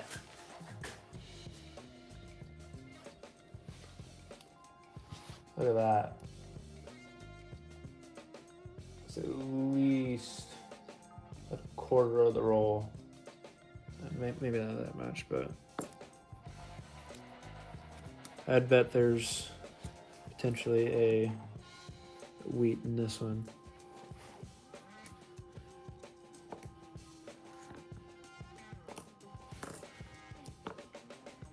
$81, $72. 72s actually have a DDO as well sometimes. Should be able to find it.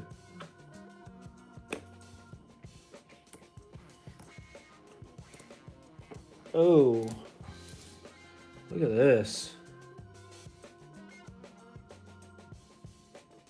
It kind of loses the value on it, but it's kind of cool. I've never found one like this. Somebody definitely punched this into it. It's interesting.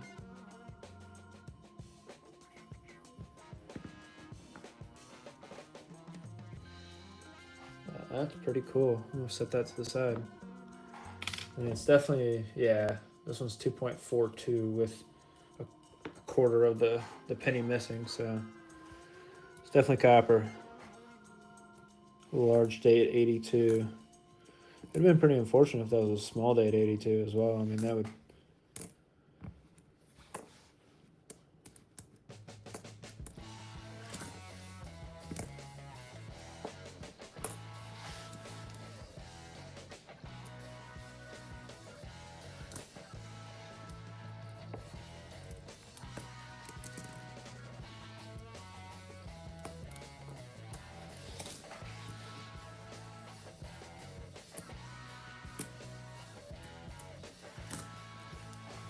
And there's that 61 ender.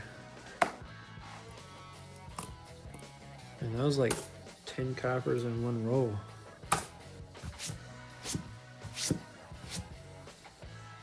Not bad at all. All right, last one. Then we're gonna finish. I think we'll finish the rest of this this $1 bill stack out, and then come back to pennies. Finish those up. I don't know how long I want to stay up. We might do some nickels as well. We'll see. Nickels are just they're hard to video for me until I get some better lighting.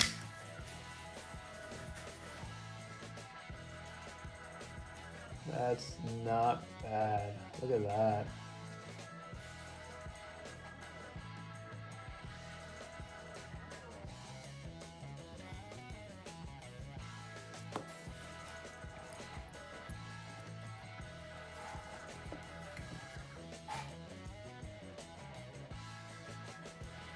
Love being able to tell if there's really something in there just by the edge. I mean, it's pretty great.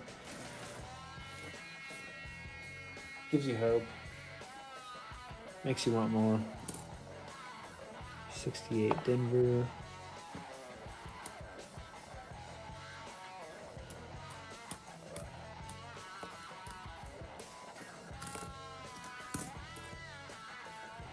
Ooh. What's that? A small date 82 Denver. And it's 2.5 grams. So there's that.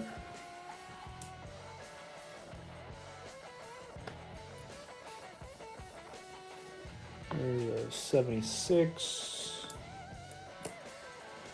78, 81.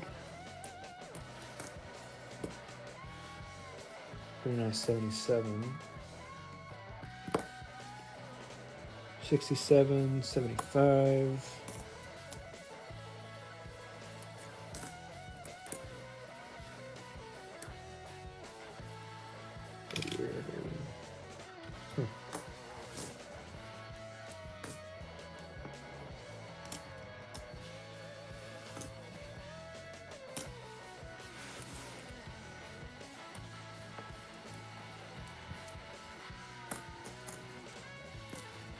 ton of copper in this roll, though. Like, incredible.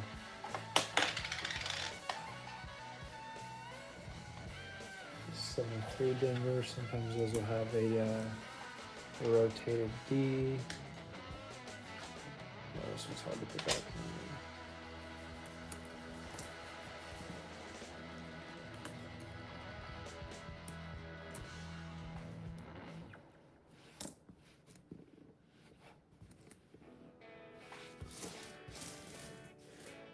Man, so that one roll had 1, 2, 3, 4, 5, 6, 7, 8, 9, 10, 11, 12 copper pennies in one roll.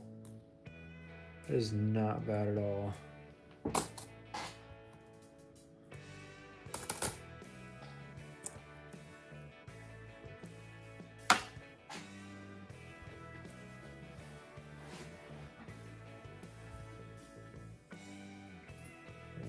I really don't see more than like 8 or 9 generally. So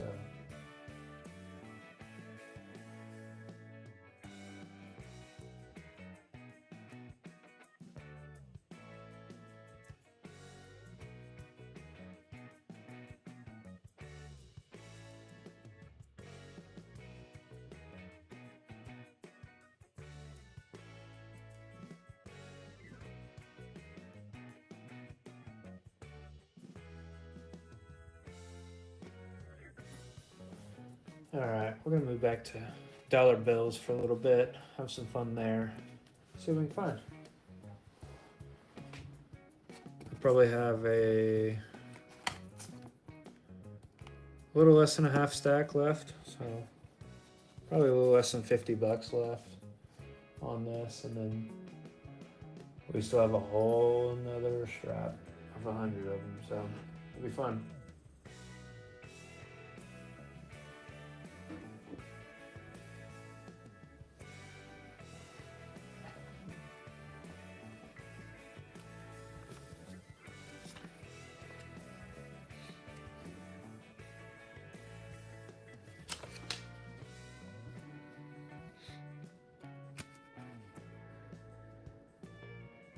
And again, we're looking for anything odd on these misprints, low serial numbers, non-matching serial numbers, offcuts, any ink issues.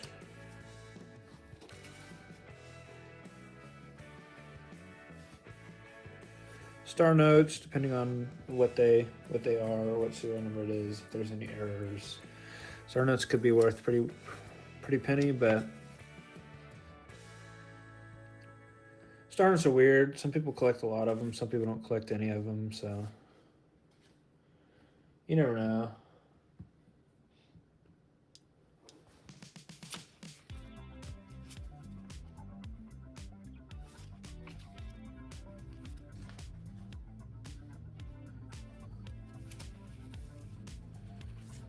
I'll probably hold on to all the star notes I find for now until I decide to throw them back or whatever, pass them down to my kids. We'll see.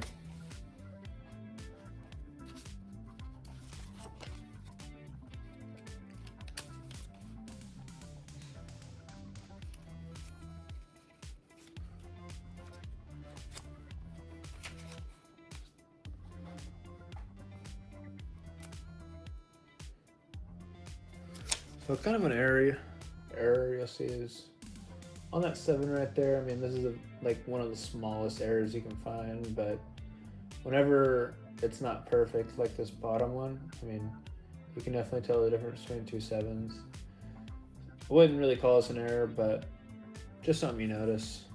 If it was like super bad, it might be an actual error, but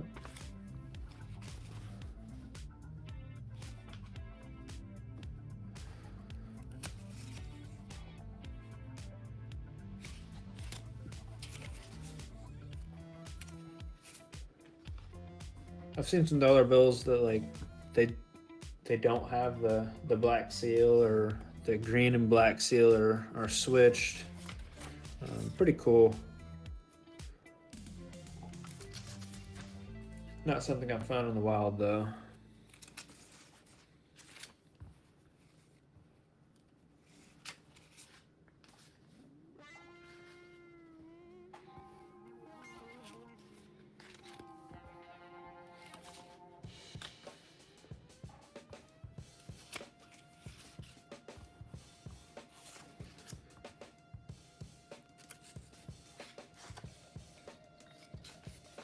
I think those star notes might be in the other bundle. I figured I would have seen them by now.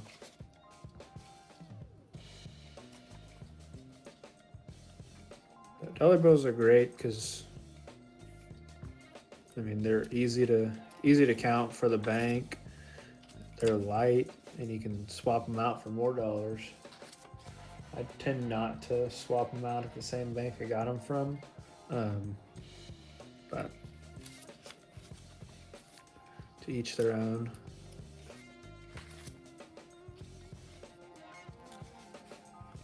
I mean, $100 in dollar bills is a lot easier for the bank to handle than $100 in nickels, so pretty nice. It's easy, fun.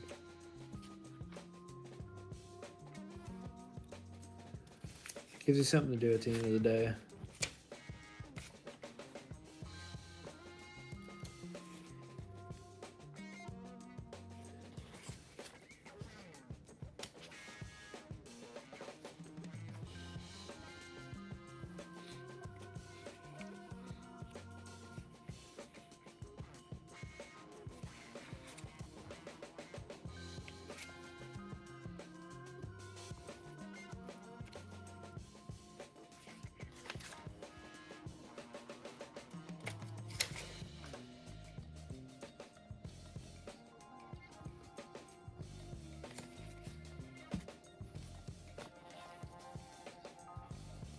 This one's hard to grab.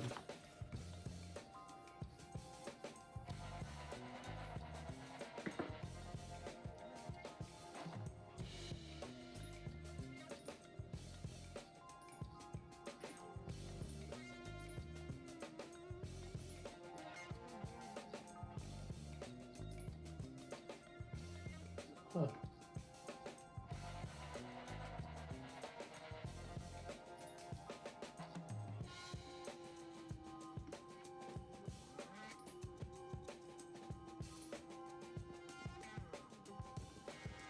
All right, back to this. We'll speed through these last few. And we'll break into the next one, see what we can find, and then switch back to pennies here and there. If you want to see nickels, let me know. I can have them over to the side. I have a full box of nickels. They're bank rolled, not customer rolled, so you really never know what you're gonna find. But these pennies have been producing. I have 5 wheats so far. Have a ton of copper. You know, whenever I first got these rolls, I was like, man, they kind of look like they've been gone through, but really not that bad.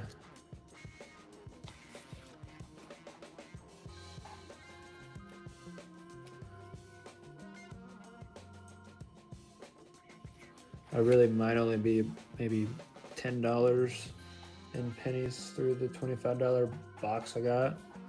So quite a bit left. That was just terrible condition.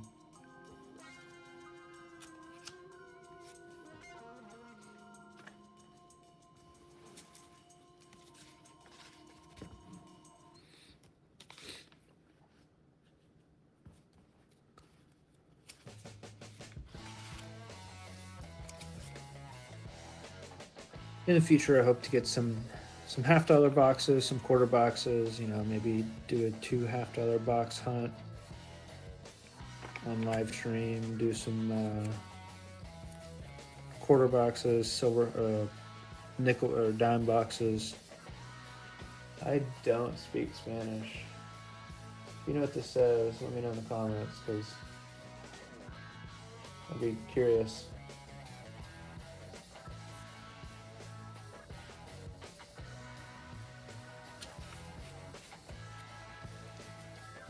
So this is kind of kind of what you want to see, but if it was repeating all the way, like 4040, 4040, really didn't worth much, but kind of a good example.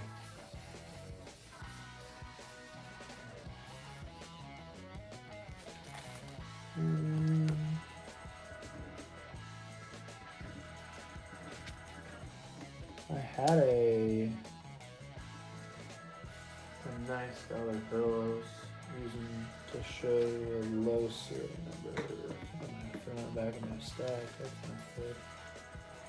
I'll have to come to there later so if I can find it.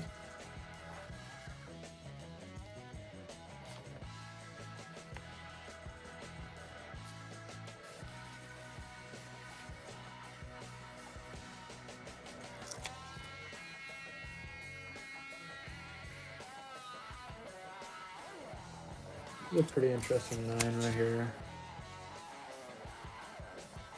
Not super interesting, but it's definitely a little bit thicker than the other. That was a pretty underwhelming stack of dollar bills right there. Oh, there we go. That's the one I was looking for just a second ago. It's not considered a low serial number to most people's standards. Under 1,000 is a low serial number, so you want to find 5 zeros. But this one's not too bad. I enjoy it.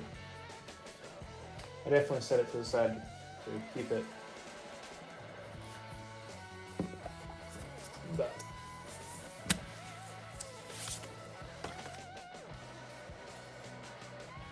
here's the next stack. I know for sure this one has some star notes in it.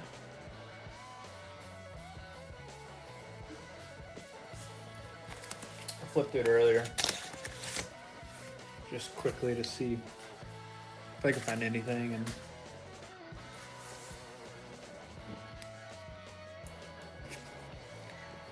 take half of this. The other half in here for now. 7151 4716.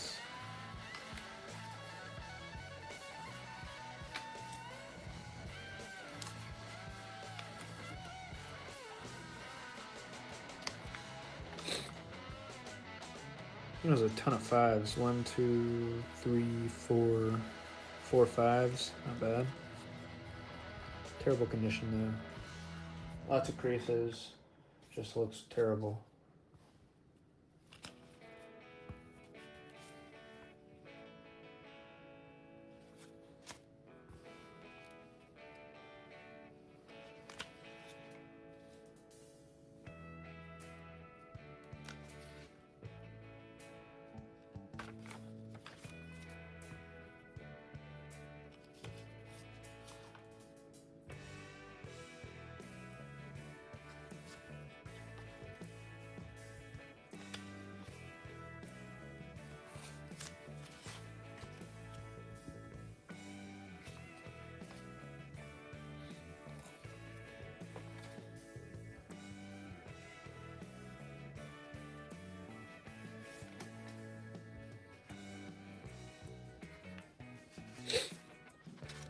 Just so everybody knows, once I get to 500 subscribers, it's when I plan on start to do some giveaways, whether that's unique $1 bills, whether that's silver nickels, half dollars, proof half dollars, or anything else. I mean,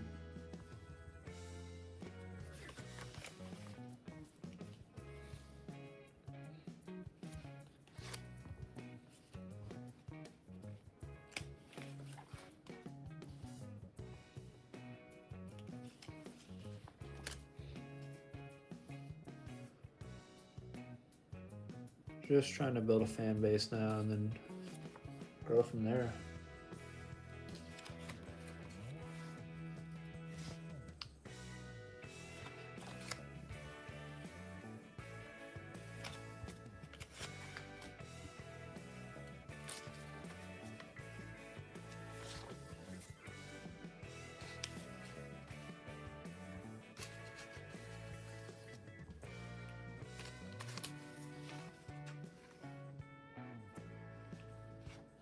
Nice, you got a sequential.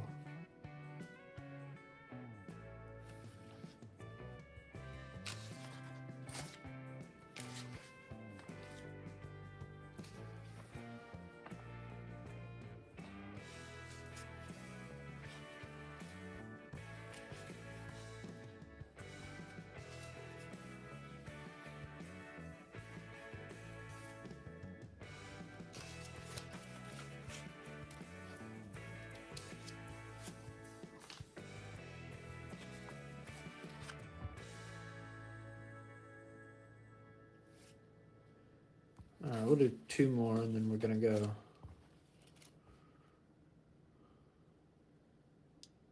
We're gonna go back to pennies for a little bit. Have some fun there.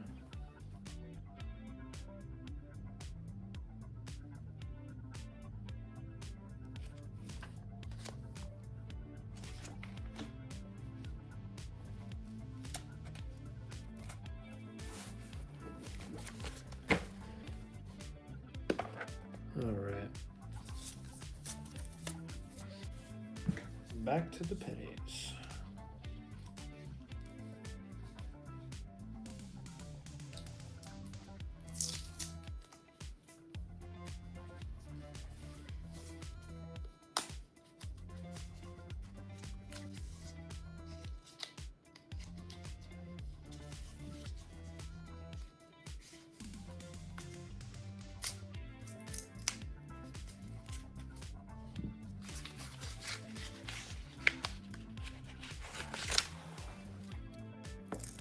This roll looks a little light on wheats.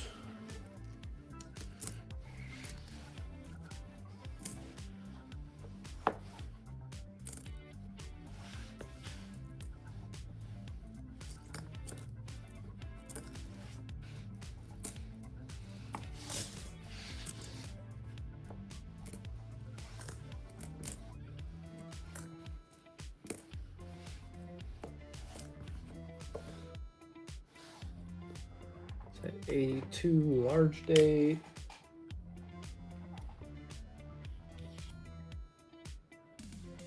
That's zinc.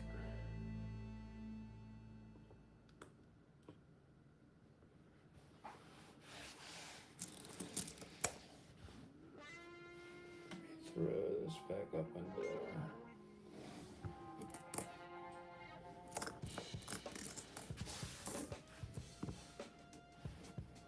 $75 Philly.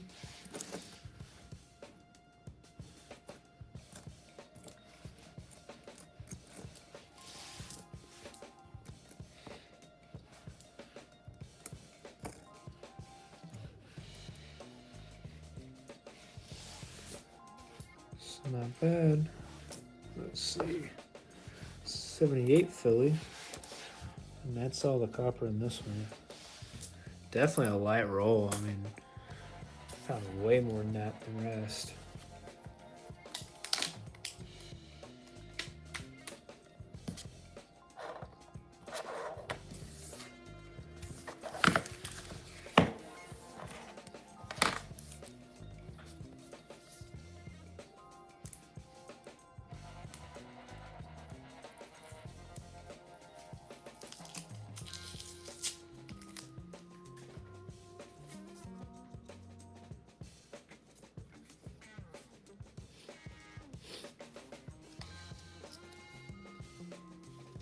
If y'all are enjoying the hunts, don't forget to subscribe. Once I hit 500, I'll be starting to do giveaways and hopefully that'll be a lot of fun for everybody. So.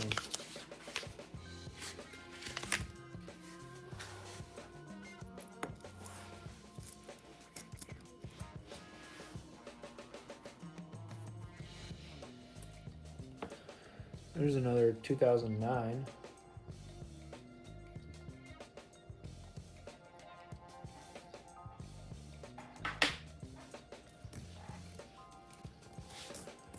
'76.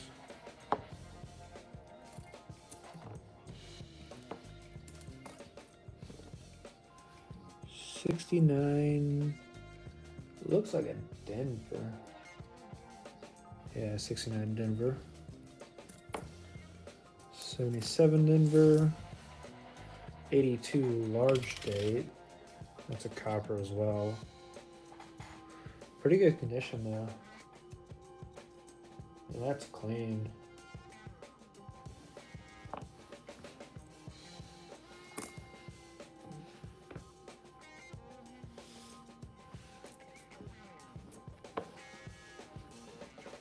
Another 82 large date. 71 Philly.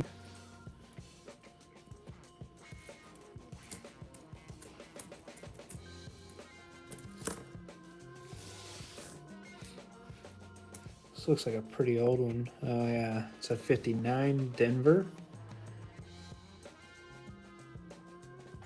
And it's not an error coin because if it was an error, it'd have the wheat on the back, but still cool to find. Definitely copper, without a doubt. There's a 78.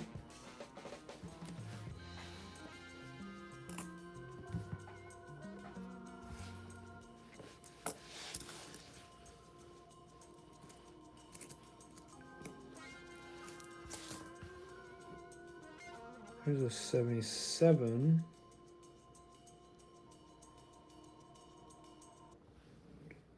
And a 63, Denver. Does 63 have a... Yeah, so this one could have a error on the obverse. I call it the 3 south of date. I don't see it on this one. You'll see like a little 3 south of the 63.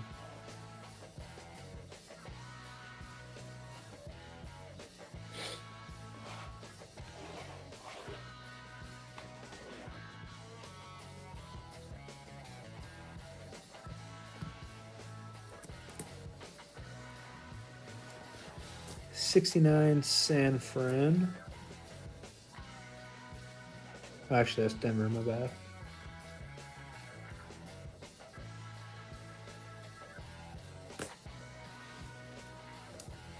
$19.80. That makes 3, 4, 5, 6, 7, 8, 9, 10, 11. 11 copper for that roll.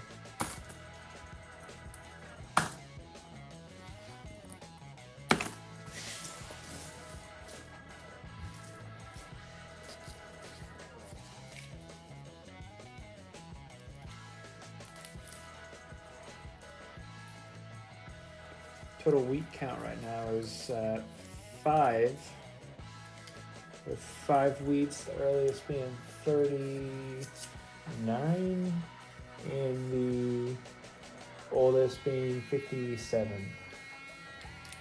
Second to last year of the wheat pennies. So.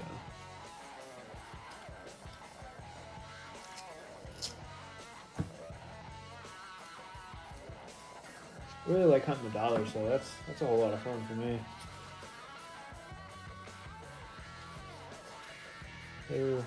It's interesting to, you don't see as many like finds as you do in pennies or nickels or quarters, half dollars, whatever. But when you do, it's cool. Hard to explain, but.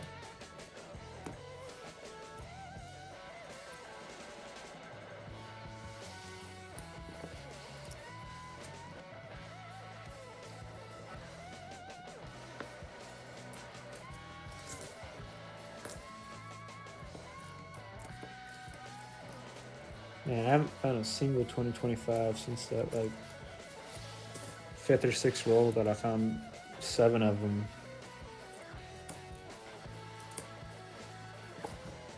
This 75. First copper of this roll.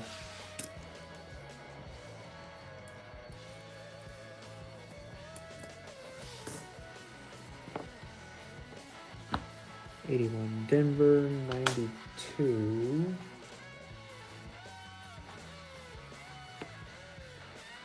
That's a wide AM. We're looking for a close AM on the 92.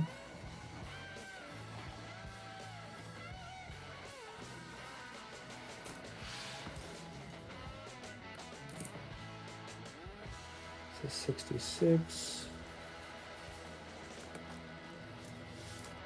There's a 99. Definitely a close AM. I don't even need to put that into the scope. 61 Denver, not bad. 78 Denver. And this last one might be a copper. No. That's 5 coppers for that roll. Not bad at all. I've found 0 in rolls before, so finding 5 is a pleasant surprise.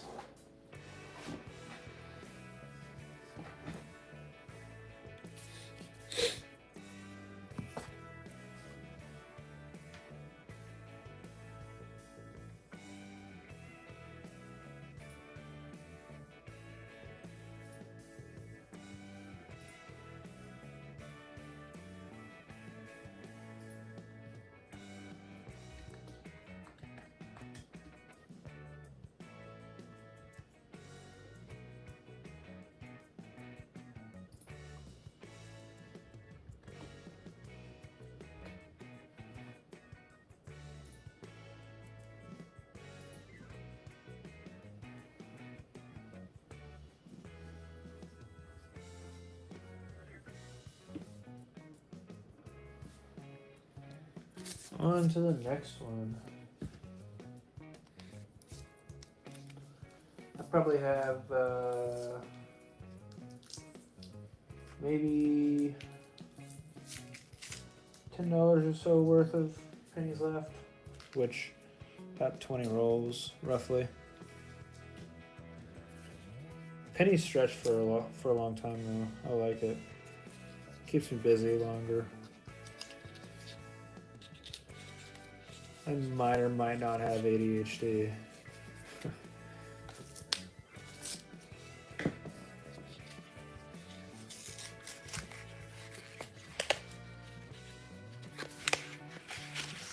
Also don't get tired until like midnight, 1, 2 o'clock in the morning.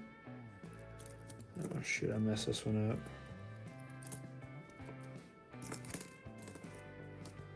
Oops.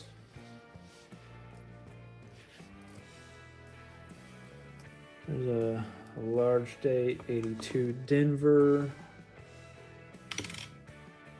That's copper.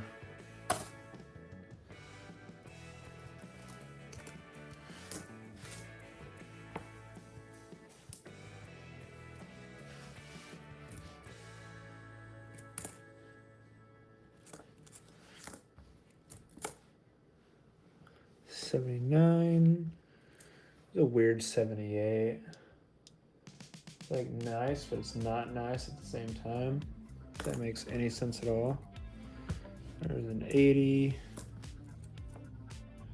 There's an 83. We'll throw it on the scale. Yeah, 2.58. Nothing there.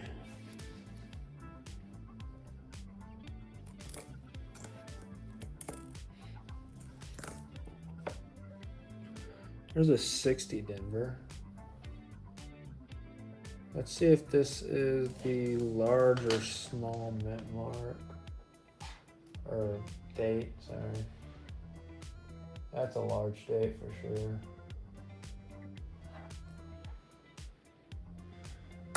Still keeping it, that's copper.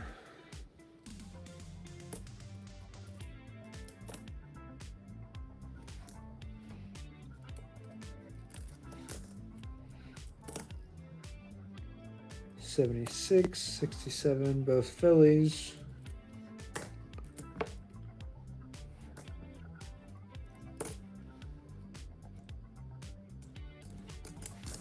$74, there's another 74 back here.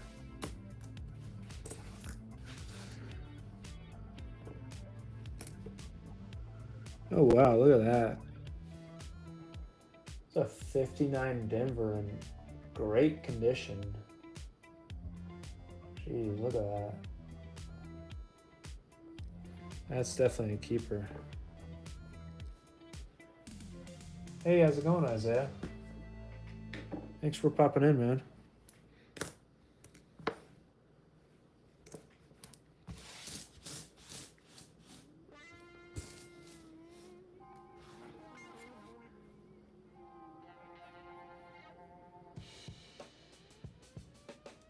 Yeah, I agree. That's a clean coin, man.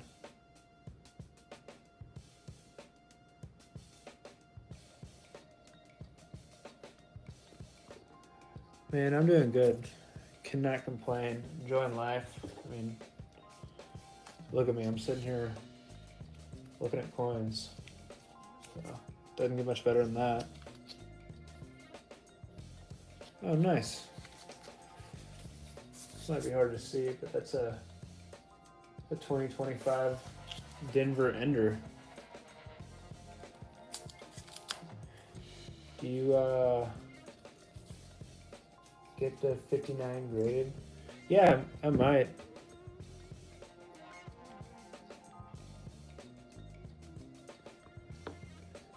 Do you collect coins at all?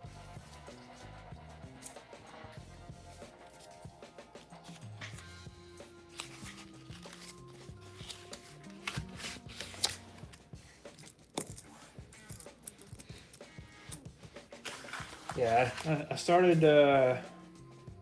just before Christmas, and I have gone deep into rabbit holes, man.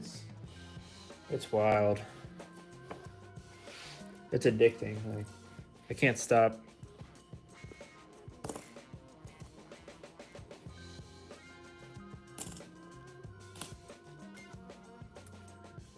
$92.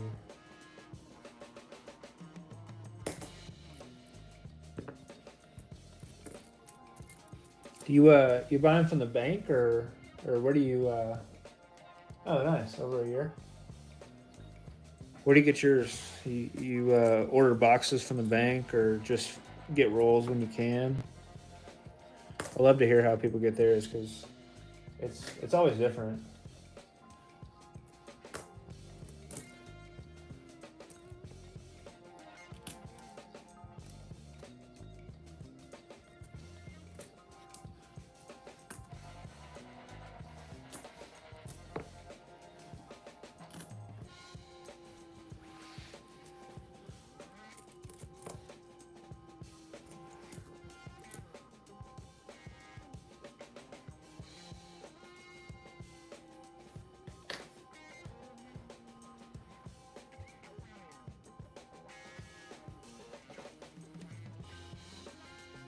Oh, nice. Yeah, I mean, getting it directly from people, like not rolled or anything. I mean, your chances of finding something definitely goes up.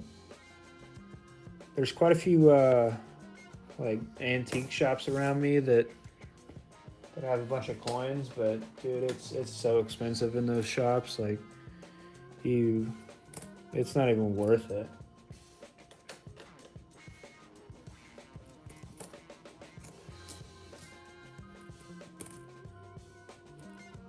Eventually, I think I'm gonna have to buy from somebody, maybe their collection or whatever, or just some spare change because the 43 penny I'm not gonna be able to find in these rolls because the magnet on the coin machines they pick them up every time, and the worker at the bank definitely takes those with them. So it's very unlikely that I find these. If I wanna complete this book, it's got to figure something out.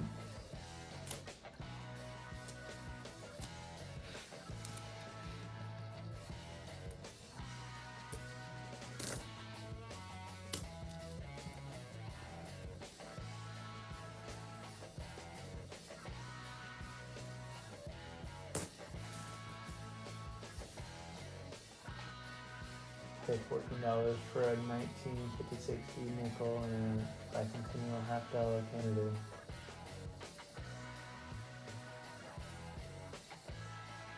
Was the 76 bicentennial a proof or just a regular circulation strike?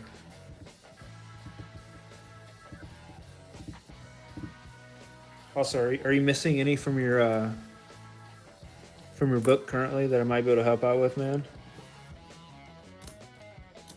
So I got a bunch of extras. Like, dude, I go through like 2 or 3 boxes a week.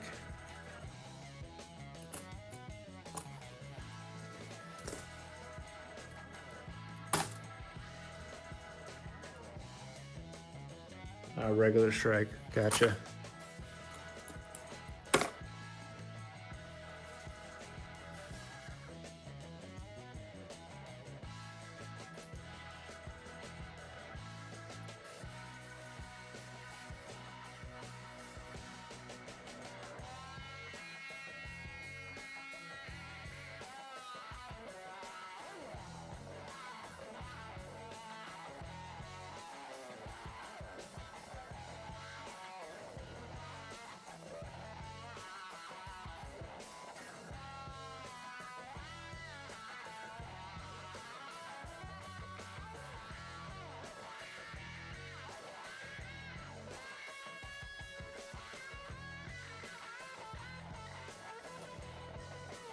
U.S. territory quarters.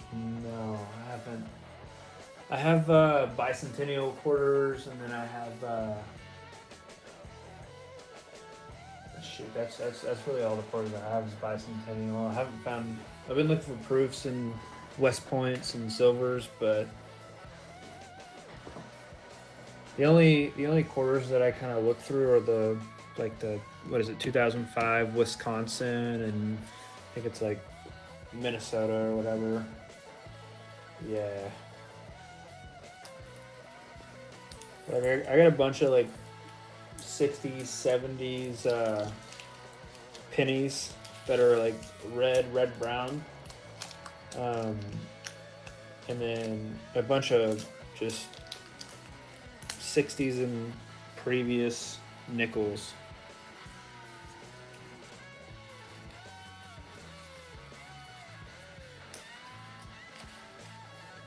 I went through a box the other day, man, and like the number of pennies I found that were like almost perfect condition was insane. Actually, let me grab my penny book real quick. Where's that at?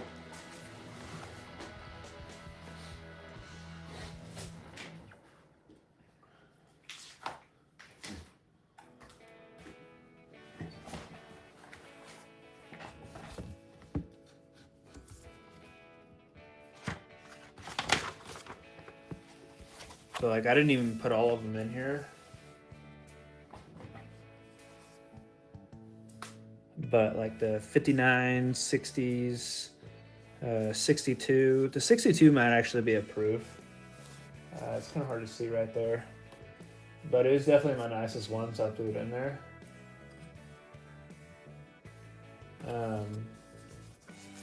And then, oh shit, my bad.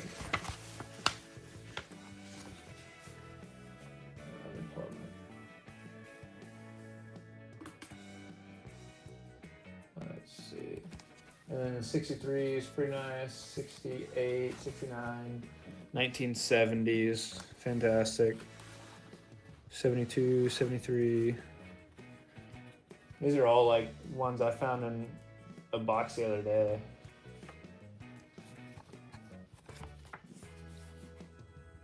Okay. Yeah, this is the Harrison Company one. Dude, I got this from Hobby Lobby. It was $5.99, so it's not bad at all. I have this one, and then I have another penny one that goes from 1909 to 1940. That one's not even close to being filled in though. Dude, these like pre-40s pennies are like impossible for me to find. I think I found like 3.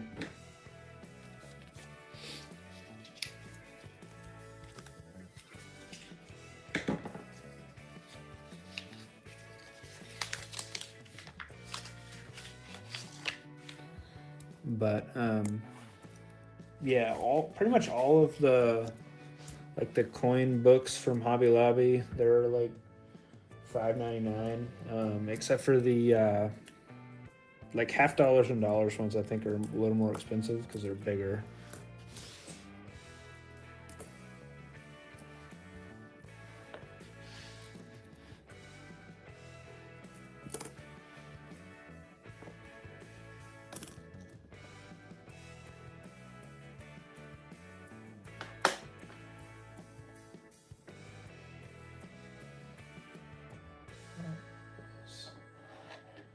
38 to 61, you only have 11 filled in.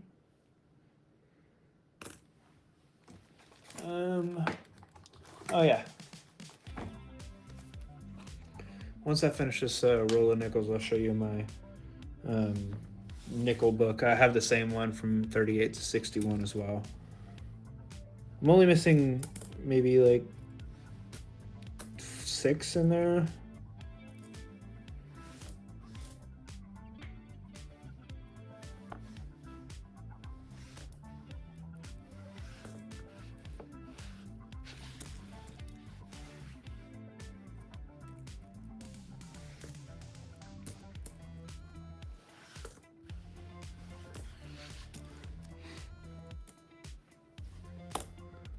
That's a 78. 73 Denver. Do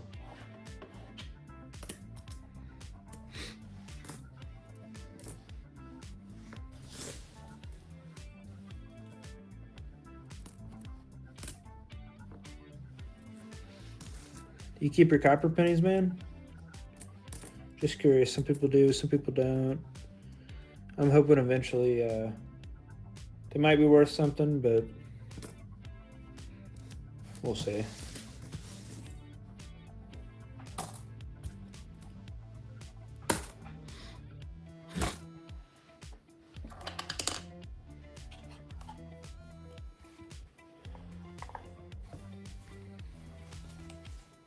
So here's that nickel book.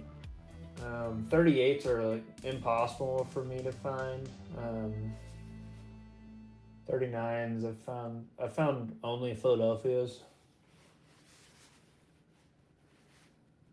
42 silvers, I've literally 0 found, and then 45 silvers as well.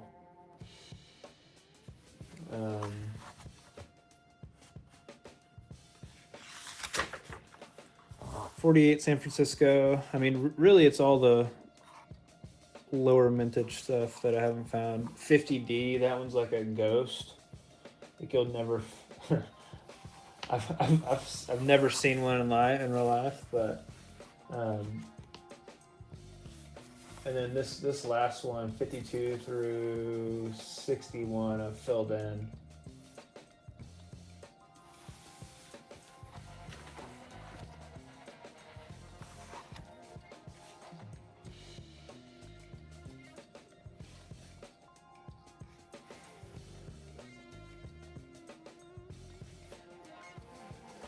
But usually every nickel box I have, I keep anything pre-60, and then I look through and see if I have anything that's nicer than what I had before and fill it in, and then take out the old ones.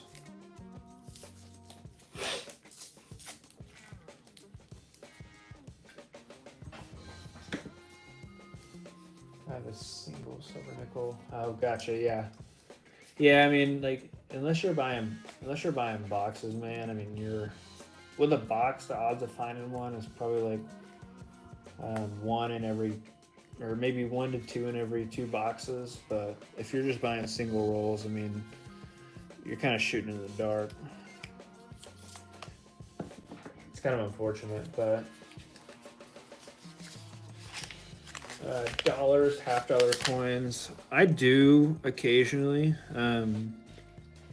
Man, $half and dollars. Like, I like to buy in boxes because obviously I make like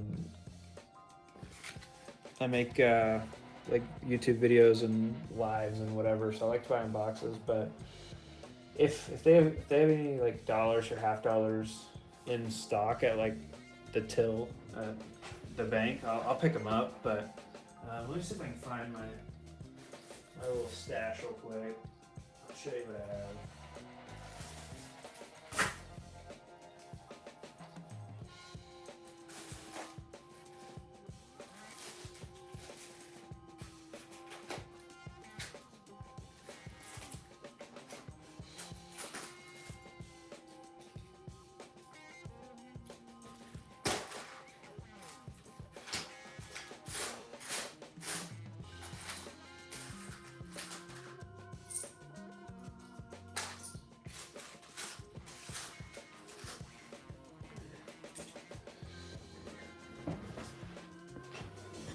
I just picked up a new desk the other day and put it in here, so everything's a little off. But yeah, I keep some that are decently nice. The NIFCs are. This is a 2007 Denver. John Adams, Martin Van, what is that? Buren, 2008, and then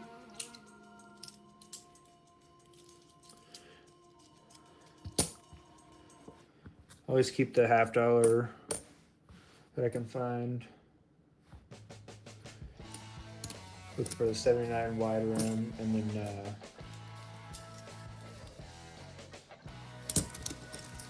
$50. I keep mainly bicentennials and silver. I don't find a whole lot other than that.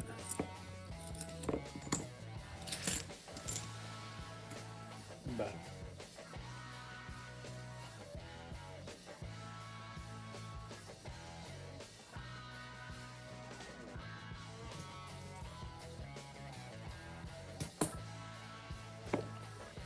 I got a second Julia. This is a newer one though. But it's a lot harder for me to find like circulated dollar coins. Like anytime I go to the bank, it's like they have a roll of 2004 D dollar coins, and it's like, nah, I'll pass.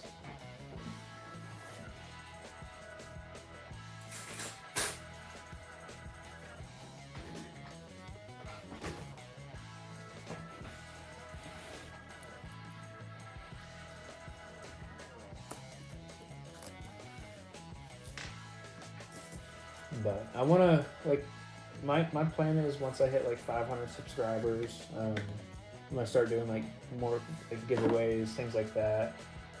But yeah. Hey man, have a good night.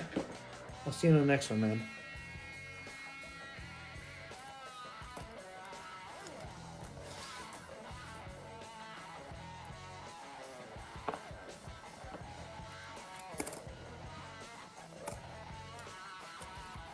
It was good talking to you, man.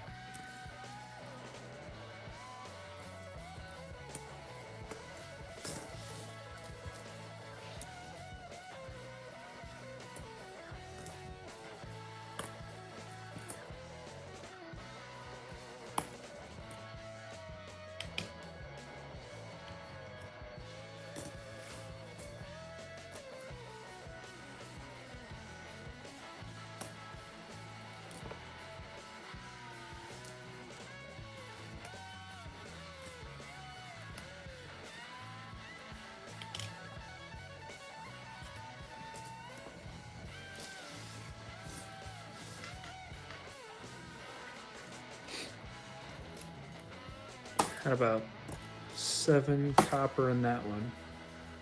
We're still at, looks like, what's that, 5 wheat pennies so far. Hopefully I found some more. Let's see.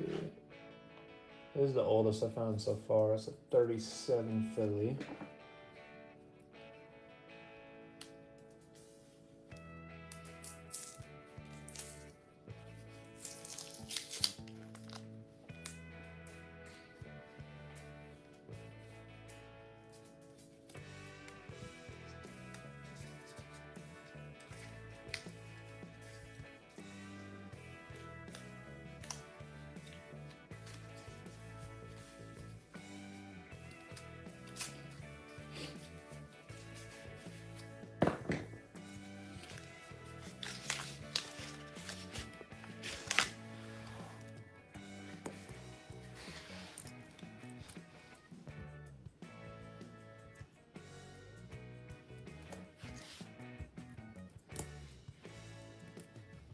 82 Denver large date.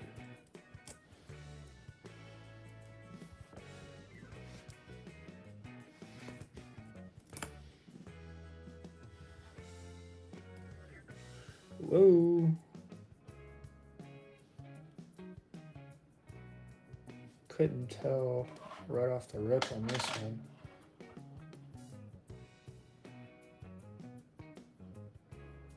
Oh, that's a large date. Got me excited.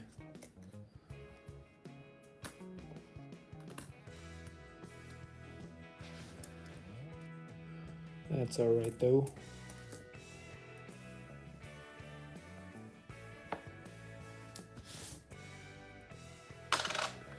I think we have one more roll of these, then we're gonna go back to some dollar bills, see what we can find.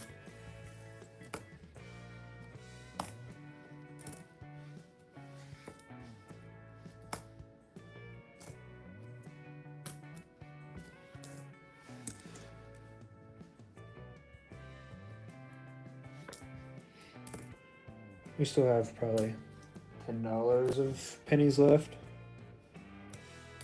Actually, we have right at $10 of pennies. That's a pretty nice 1981 though.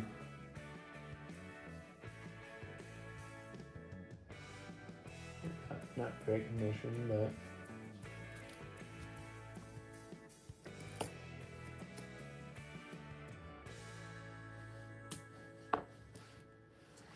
this one back here kinda, no.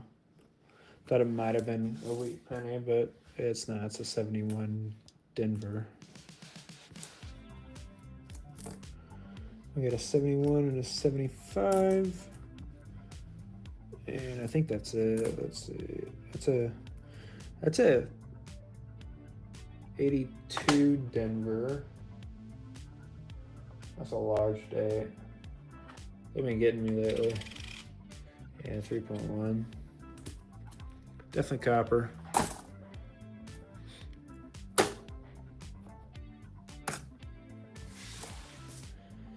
Alright, let's do one more roll and then we'll go back to dollar bills for a while.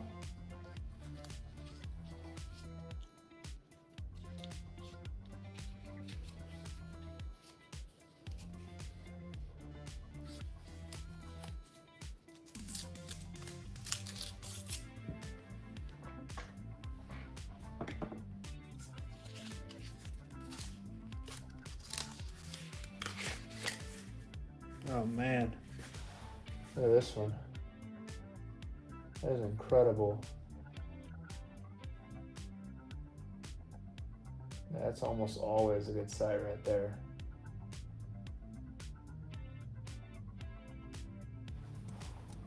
Spread this out, see what happens.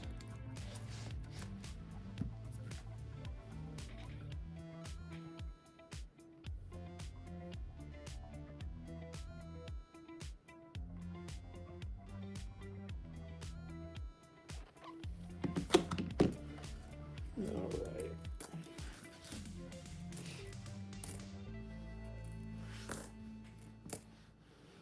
So 82 large date. So 78.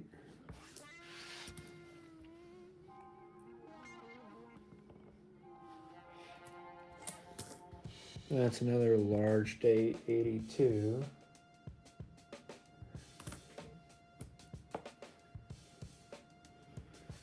Close to a wheat. Look at that. 59 Denver. We're close, that's for sure. I got a good feeling about this roll.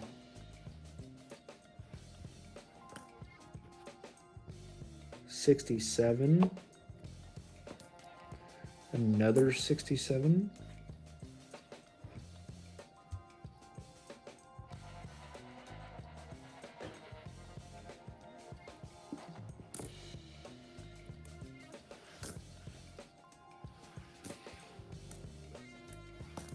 Here's 2025. Going to my collection. I probably have maybe 8 to 10 so far today. Another 2025 Denver. It's not bad.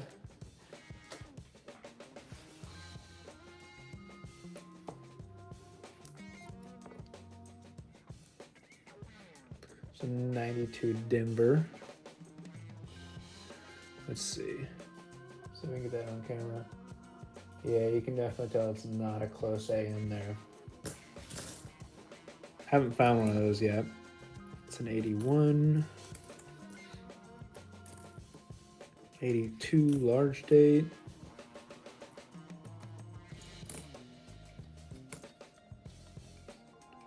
That's a zinc penny right there.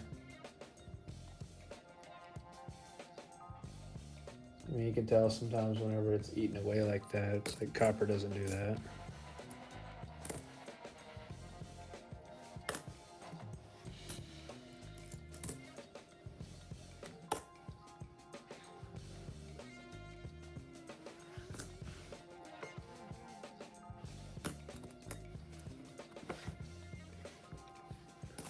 Wasn't a bad roll. That's 1, 2, 3, 4, 5. That's 10, 12 coppers in one roll. Didn't find a wheat, but it's not too bad. I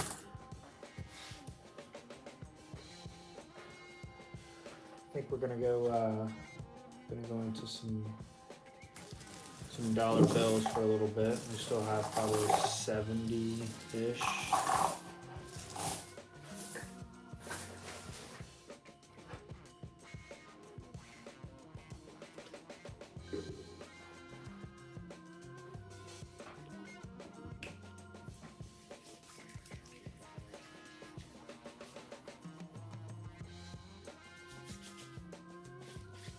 I mean, you really gotta clean your hands every now and then. Touching all these pennies. It's super dirty.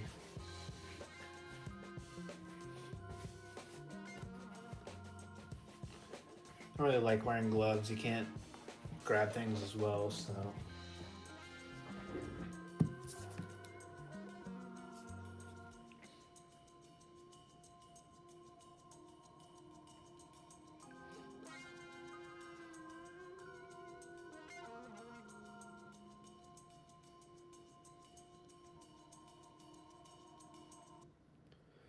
All right, back to the dollar bills.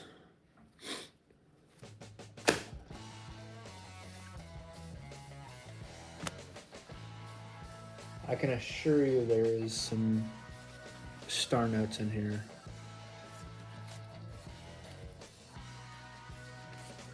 I quickly flipped through these earlier and definitely saw some.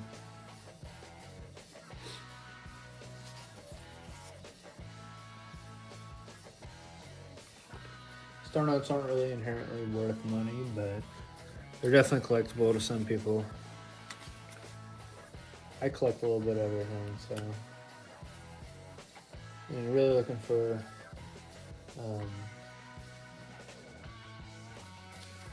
low serial numbers, so.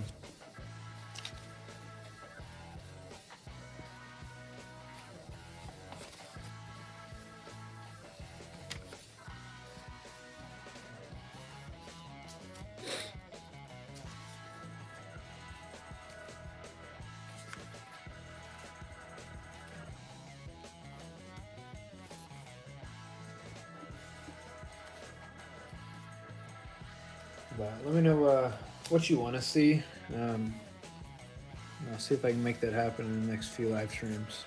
I think I'm gonna try to get a $50 box for the next one.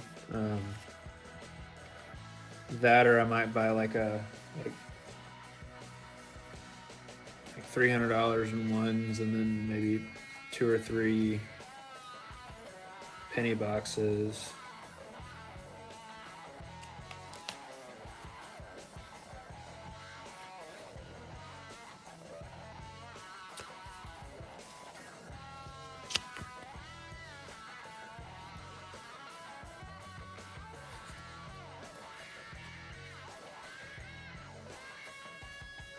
I like to have fun. I like to switch it up, man. Like, Mainly depends on what the bank has and doesn't have, but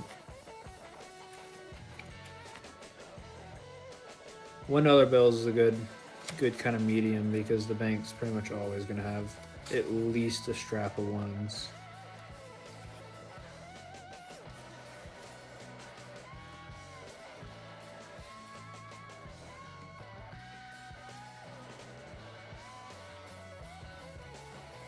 Is almost like a repeater.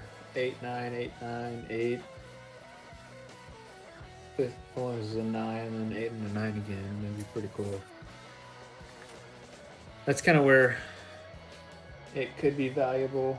I'm sure right now, like the 6, 7, 6, 7, 6, 7, 6, 7 one would be pretty valuable. Don't quite understand that yet, but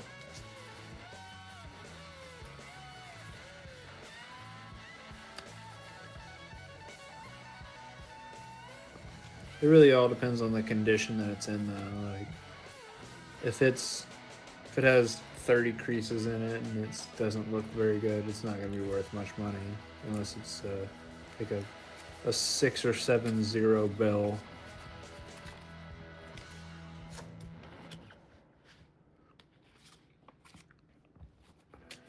Like this bill right here is a pretty clean bill. I mean, you see a crease right there, but if you throw this thing in a book, it should straighten out pretty quickly. But there's not a ton of creases, and it's not bad compared to this one. That's for sure. This one's terrible.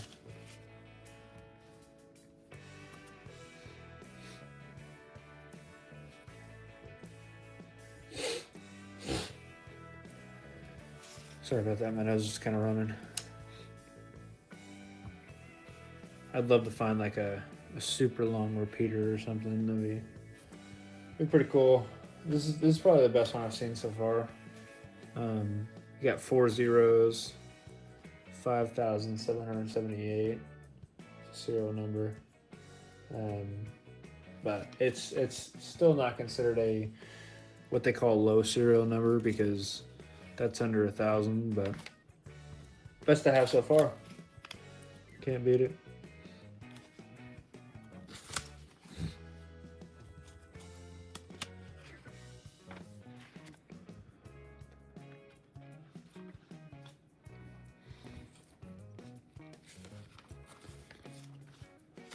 Told you there was a star note in here. Finally found it.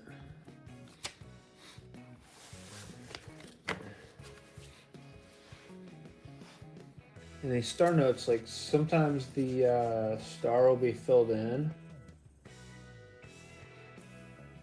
But these are definitely open stars here. I really don't see any.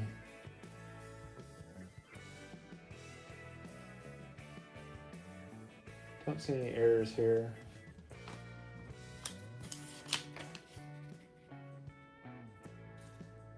It's good condition though. Not really any creases. You have a couple stains, like one down here. It's kind of hard to see, but you can see that there. And then obviously somebody hit that with a highlighter or something on the one. But I'm gonna set this one to the side.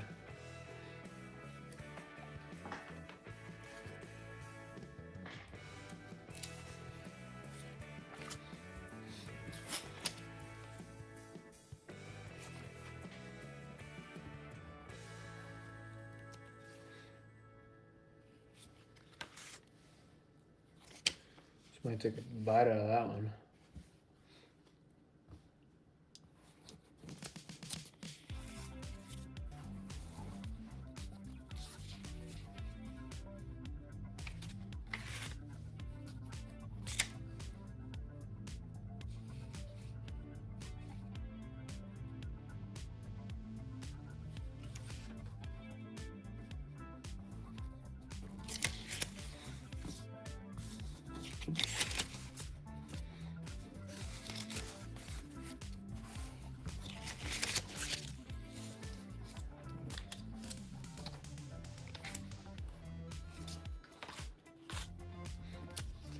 those are definitely a whole lot harder to find errors or anything in. I mean,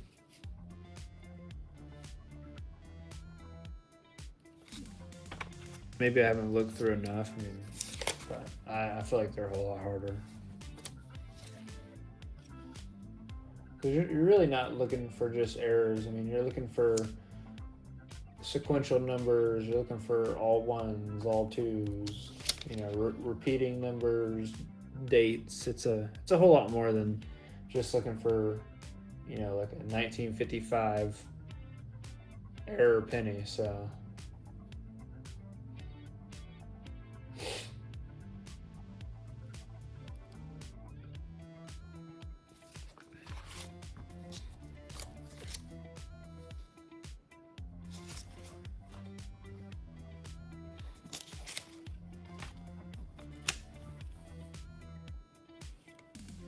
it's pretty off center though. Not really an error, but.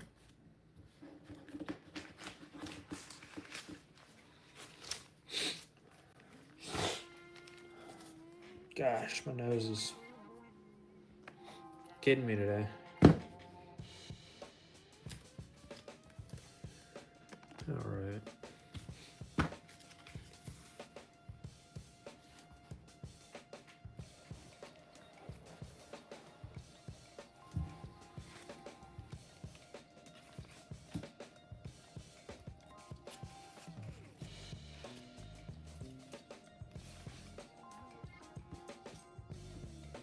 I knew there'd be at least one star note though.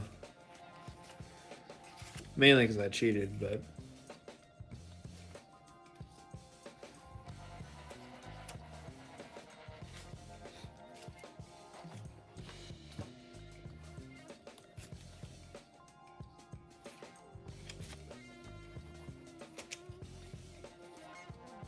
We'll do one more of these and then we're going to go back to the pennies. Oh, look.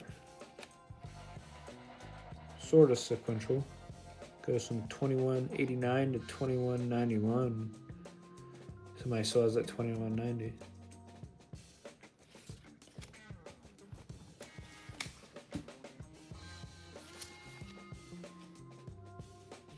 Oh, okay, there's the 90, which is out of order.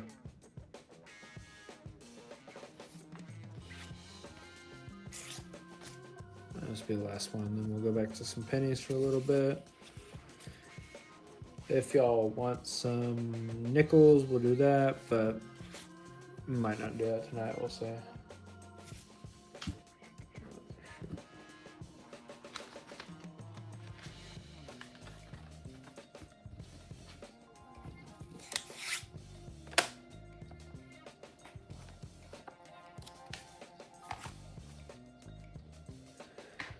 All right, let me go back to pennies now. I think I have exactly $10 left in pennies, roughly.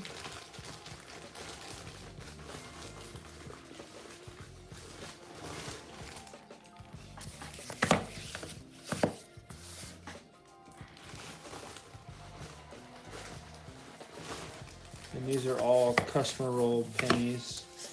So far I've found 5 wheats and quite a bit of copper for a $25 box.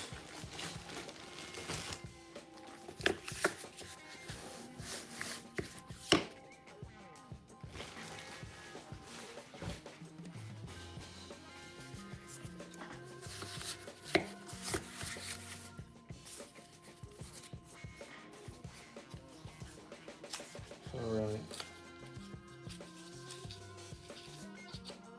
These type of rolls right here that have 2 crimp ends. I gotta kind of rip down the middle to open it in any kind of graceful way here.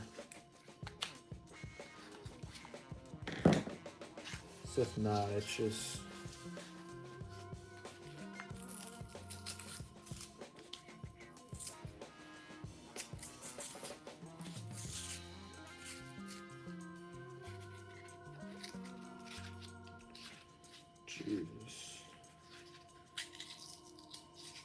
there we go. I think I got it. Yeah.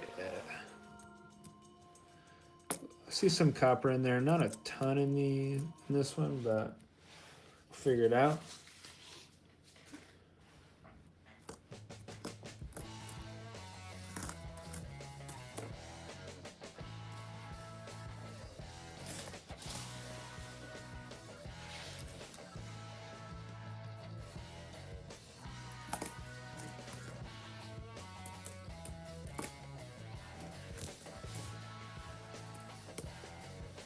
Here's a 77.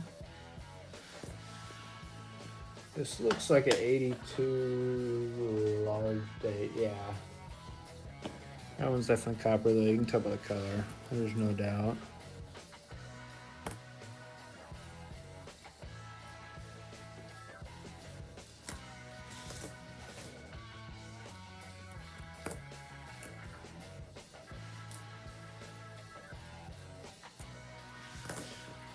There's a 99.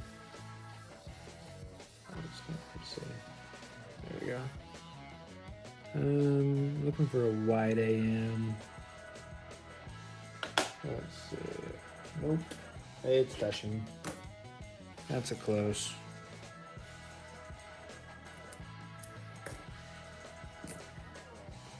Another 77 Denver.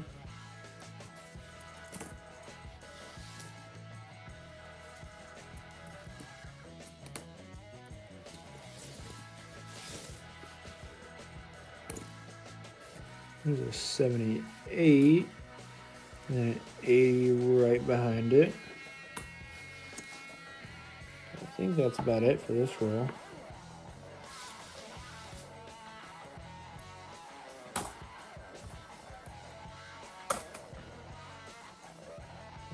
Give me 1 second. I'll fix some audio issues.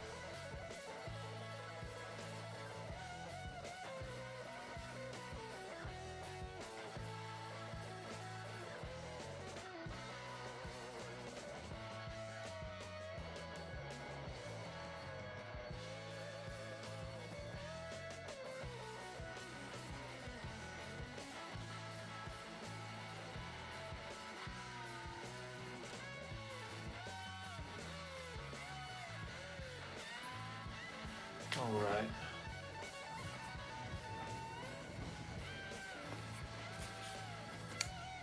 Let's see.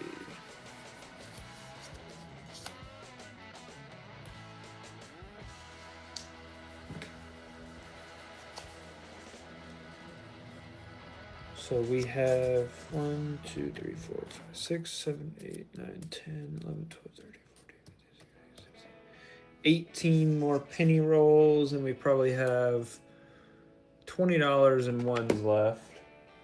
So that's not too bad. If you want to see nickels, let me know. I might break open a few rolls. If not, I'll save them for the next one.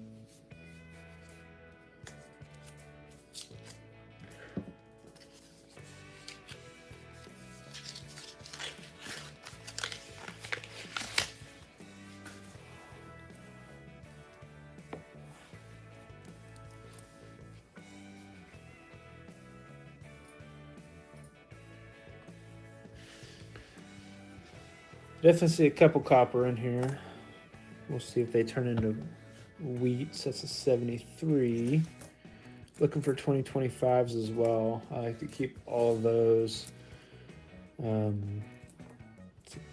Pretty much the last year of production. I mean, there's a 2026 penny that is not technically going to be in circulation, but it's still there.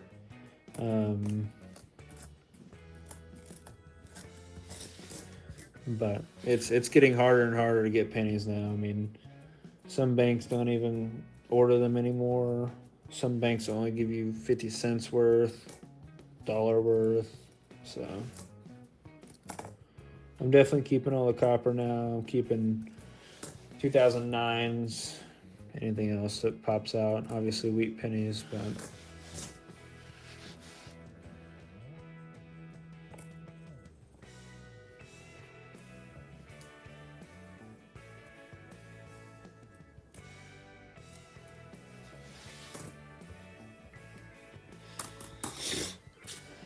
a lot of fun though. I love hunting these rolls.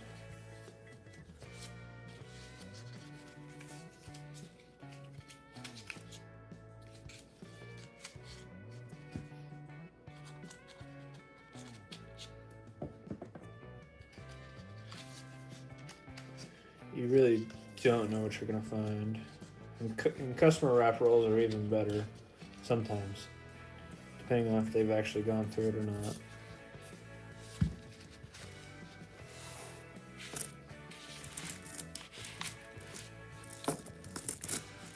That wasn't a very good dump out.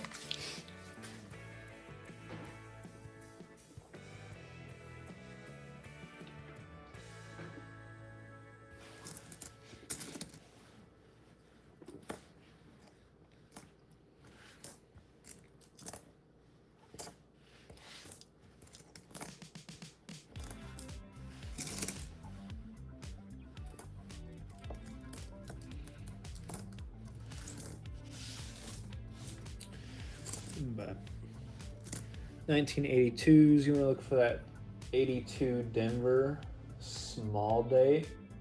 This one's definitely a large date. This one's copper. I can tell by the feel and by the look of it. Yeah, it's definitely copper. But the 82 Denver small date is a unicorn. Everybody looks for it. Nobody finds it. So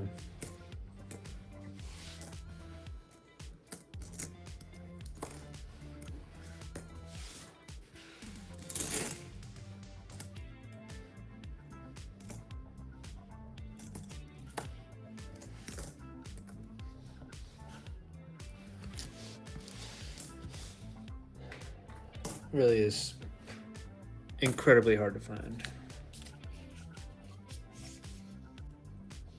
And you have the 1955 DDO, or I guess, yeah, DDO on the date. That's probably one of the more expensive pennies, for whatever reason. And then you have obviously the 1909 San Francisco VDB. That one's super hard to find because of the age, and you really can't see the designer signature once it gets super old.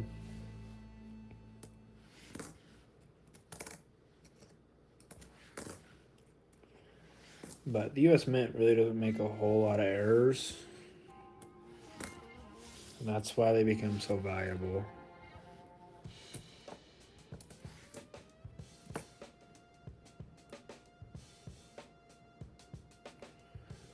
This looks like that's a large date. It's copper, but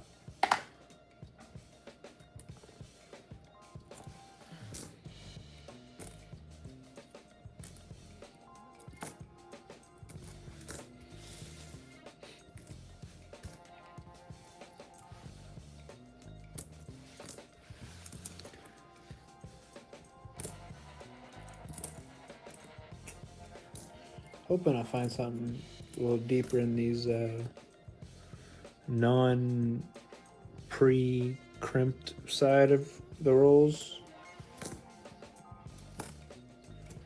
because the first couple were pretty nice. Here's a 1983. If you can find a 1983 that's copper, that's worth quite a bit of money. 82s is kind of the transition year, but I think 83 is more of the official transition year because You can find quite a bit of 82s that are copper, but 83s are non-existent for copper.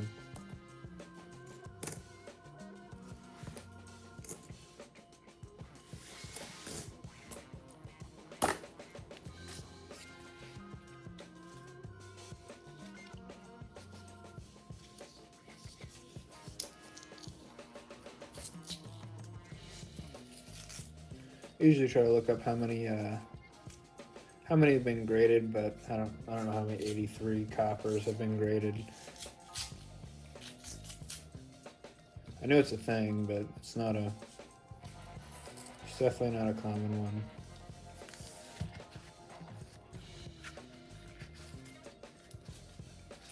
I know that 82 small dates, Denver, that are copper. There's probably less than 4 right now that have actually been graded by PCGS or other graders. I mean, it's incredibly rare.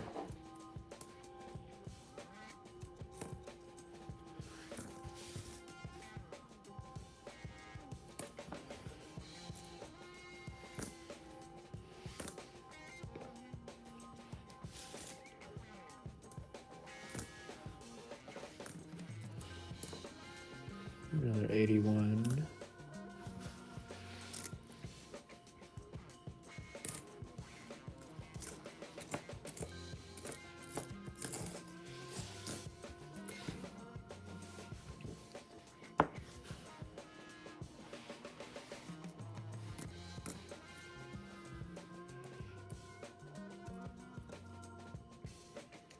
Here's a 99. That looks like a close AM to me. Yeah, definitely close AM.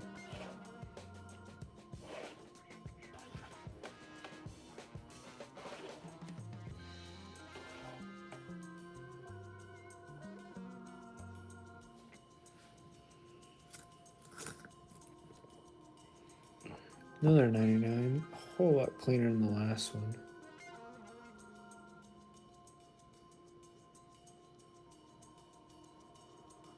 Is that a... Yeah, it's close AM. Not even gonna question it further.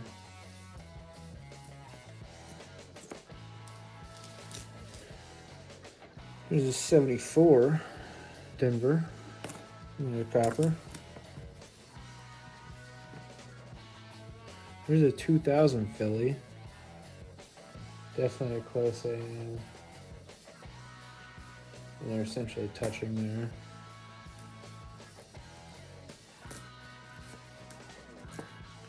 I wish they made a West Point penny. I love looking for West Points. It's always a good hunt trying to find them.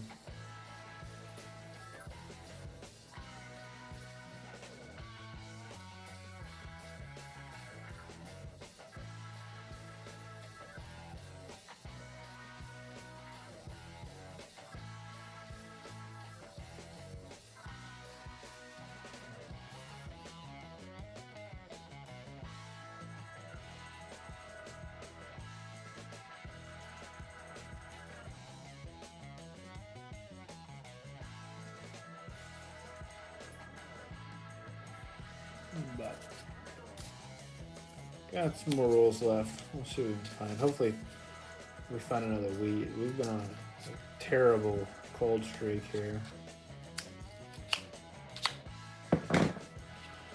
Absolutely horrendous cold streak.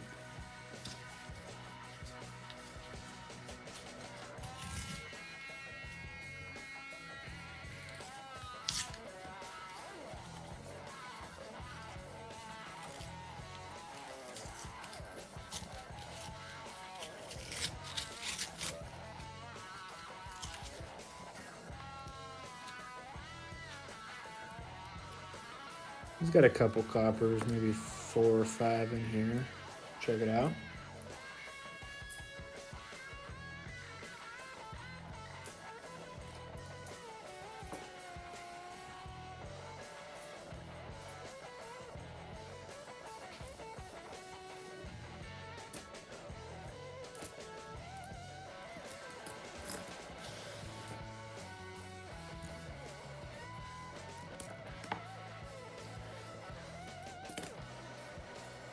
82 large date. It's definitely copper.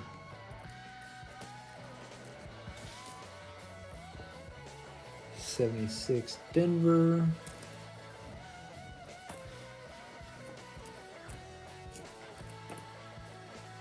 There's an 83 Denver. Yeah, it's zinc. Yeah, it's unfortunate. Man, I'm really hoping for an 83 copper. So that'd be wild.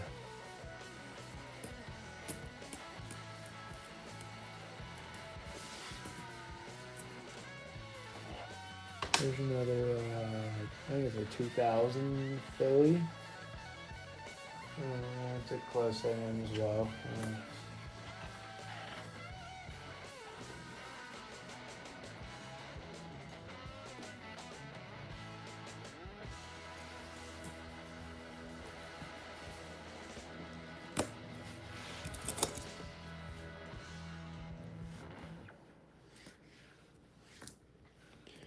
So close. Look at that. A 59 Denver. If only it was 1 year earlier, we'd add it to the book. But it's just a little copper.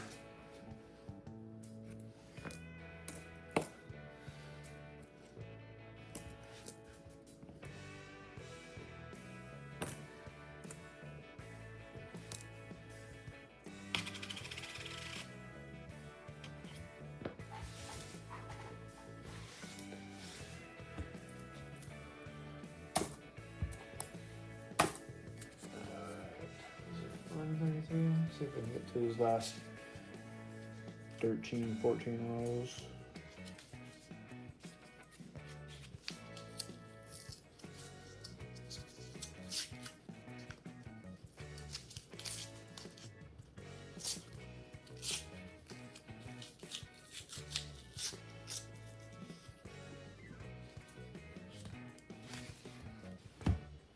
Looks like we might have a copper ender here. Might have about 6 or 7, 8 maybe coppers in here. So that's a 74 Denver.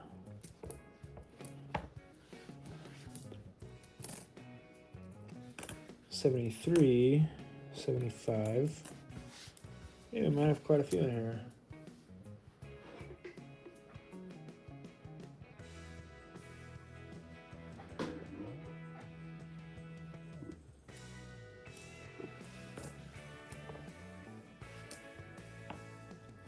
'68 Denver.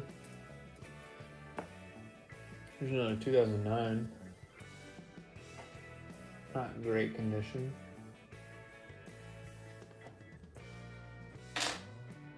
Better than nothing.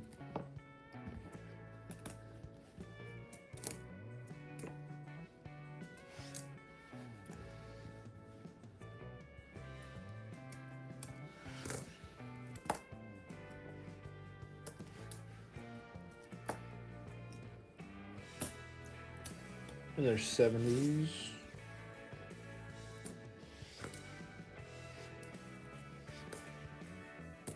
'81, large date 82. They really do get a whole lot easier to recognize once you've seen multiple hundreds of them. The close AM 98.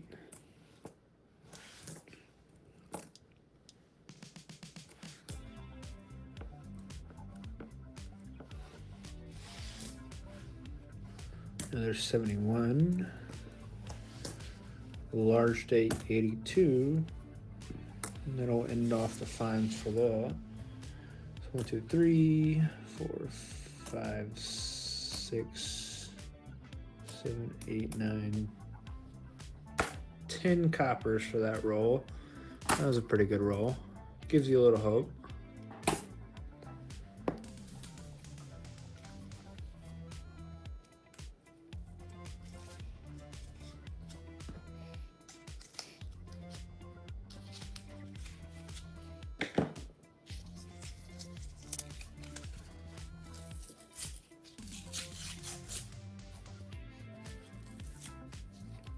This one looks all right.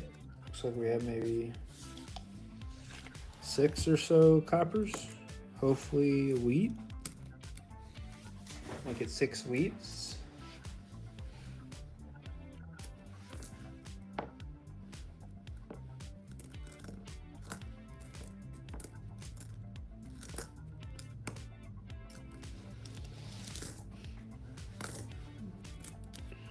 There's a nice 67 right there.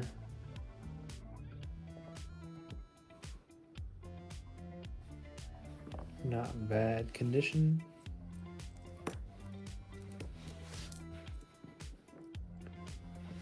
Let's see.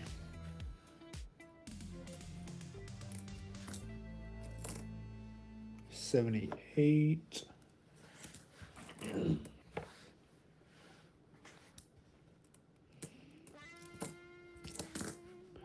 Oh, there it is. Look at that. That's another wheat right there. That's a 1958 Denver. That's a last year. It makes 6. Nice. Not bad at all.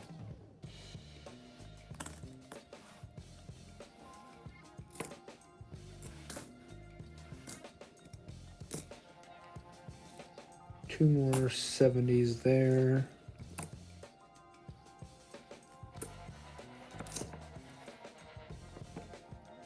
And another 70. We have another wheat. Make that 6 for the hunt.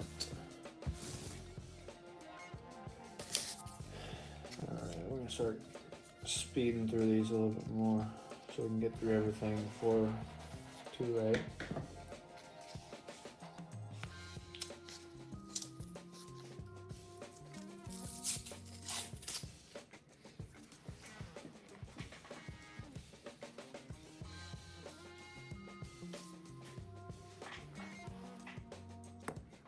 See quite a few coppers in this one. Hopefully there's another wheat. 76.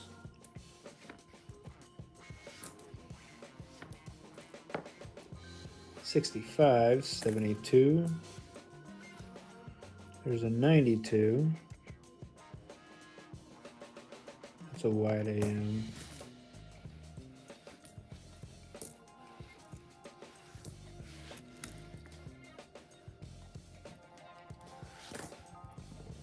It's 80. 76.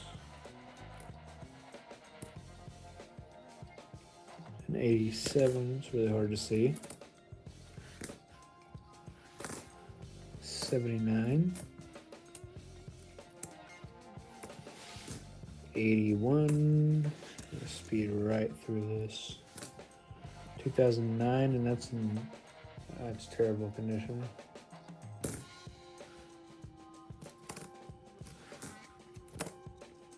75, 75.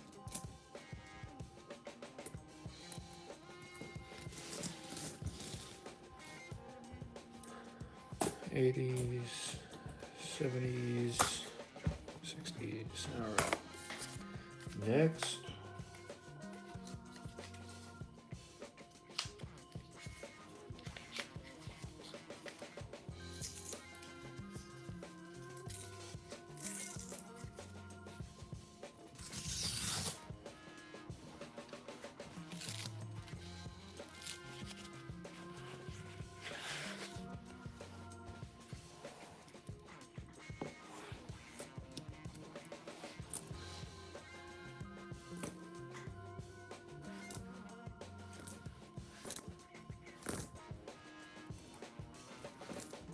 $78. 83. We'll throw it on the scale. Honestly, for good luck at this point. Yep, 2.52. Nothing.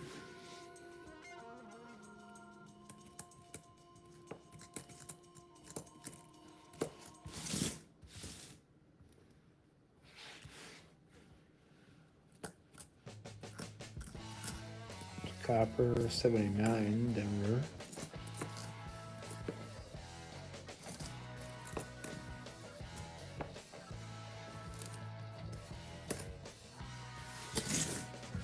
Only 2 in that roll. That was pretty light.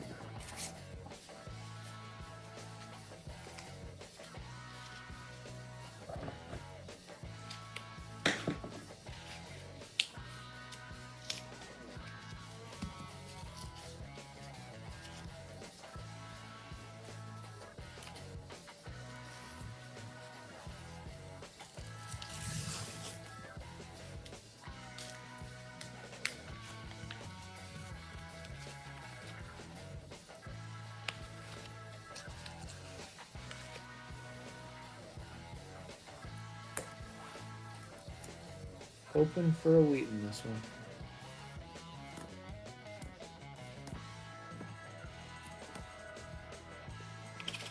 $83, 2.54.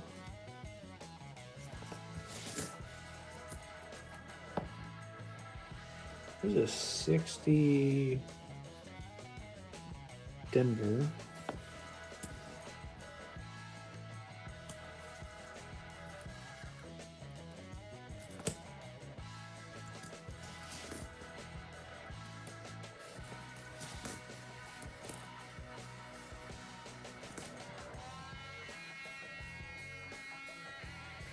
$69 Denver.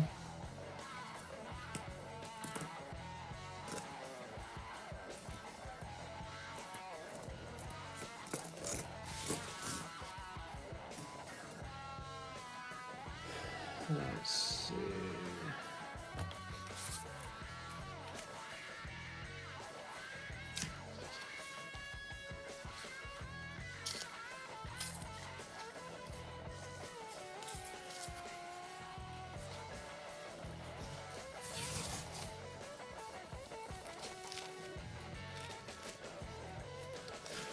Don't have a ton left here.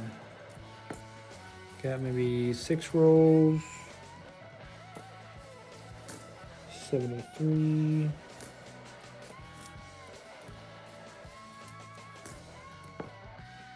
$74.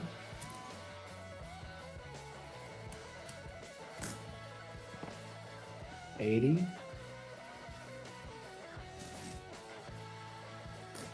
61.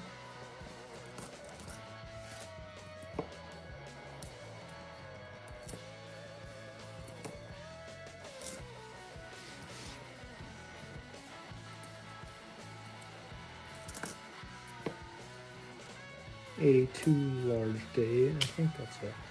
Yeah, it's copper. And that's that on those. Looks like we have 1, 2, 3, 4, 5, 6, 7 rolls left.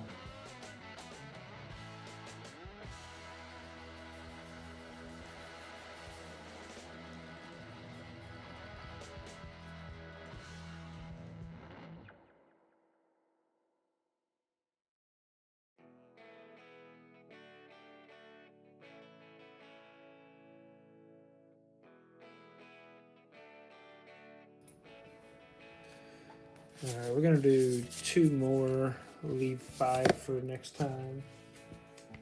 And we're gonna finish out these ones.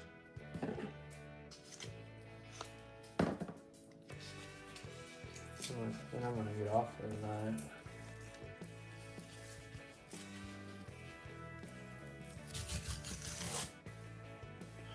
Oh, that was a good one.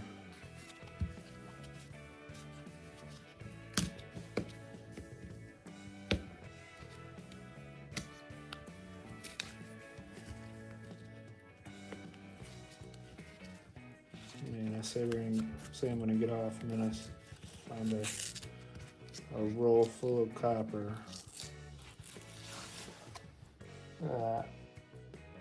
Tons of copper. Absolutely chock full of copper.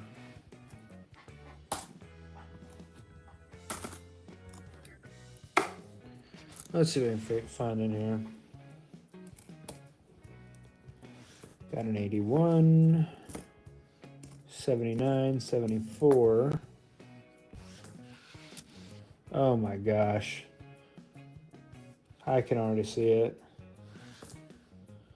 72, 77. right behind that, we have a wheat. That is a 1946 wheat. That is number 7 for the hunt. Let's see if we have any other in here.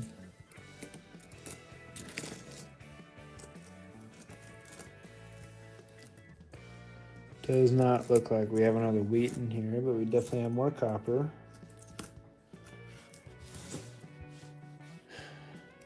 Every time I'm like, oh, it's gonna be the last roll, we find something good. Typical.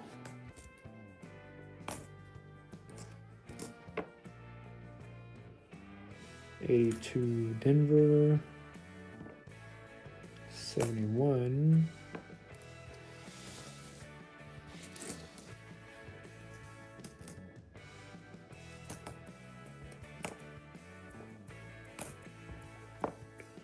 There's an 80, there's a 60. I think that's it for this roll. So 3 80s, like 6 or 7 or 8 1970s, and then 160s, and then we had another wheat. All right, it's gonna be the last roll of today, and then we'll finish out these $1 bills.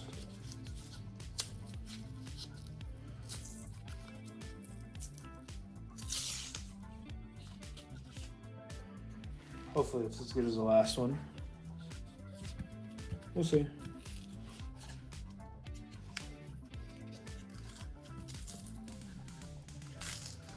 Oh, this one did not open well.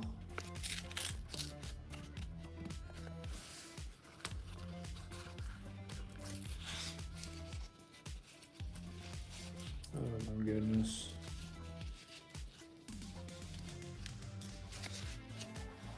Yeah, it's good luck. Looks like a lot of copper.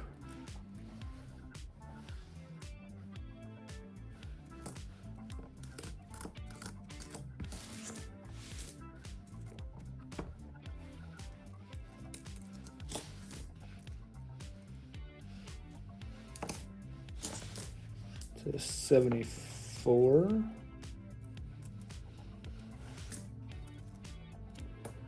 $81. There's a 59 Denver.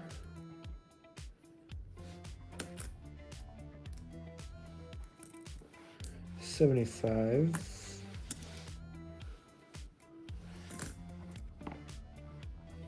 Another 81.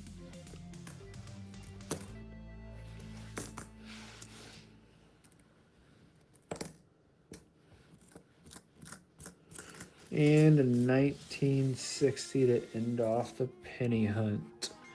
Not bad. I mean, we have an absolute ton of copper.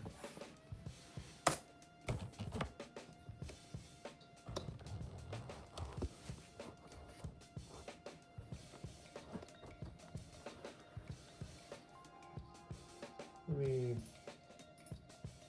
pull over the copper so you can see all of that. Those are 80s.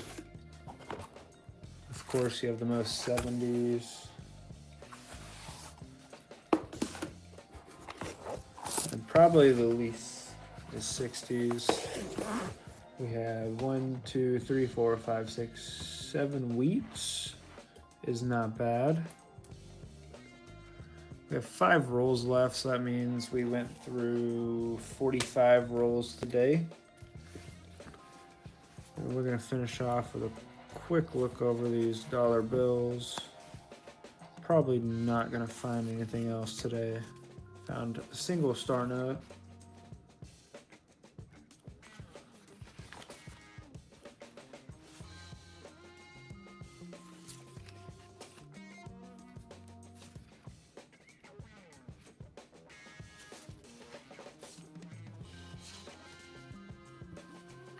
This one would have been cool. There's like 4 more zeros there. It's all right.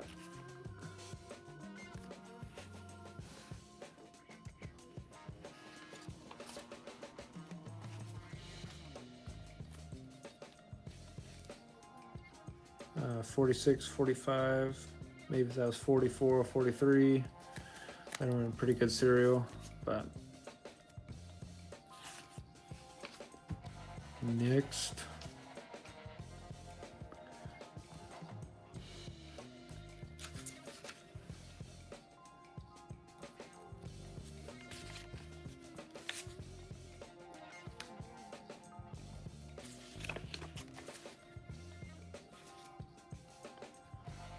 We're speeding through these right now. Not finding a ton in these. That looked kind of sequential. So that went 83, 86.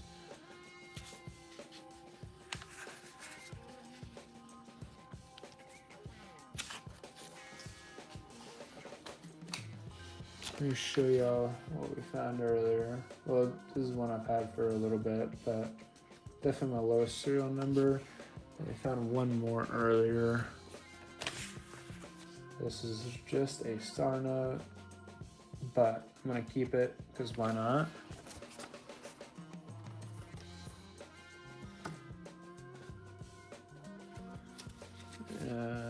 We probably have 15, 20 more to go through. It's terrible condition.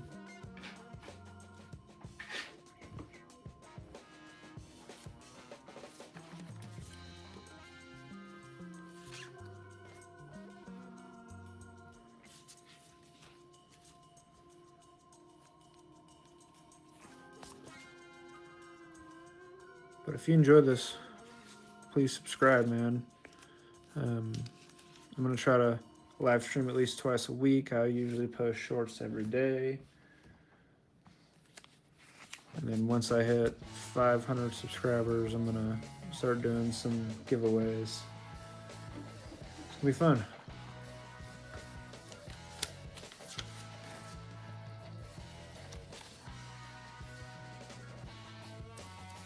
Oh, look at that.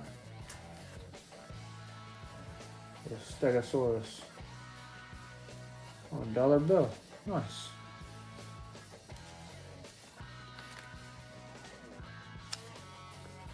I like these dollar bills though. These are fun to look through. I can get quite a few at the bank and you can find quite a bit.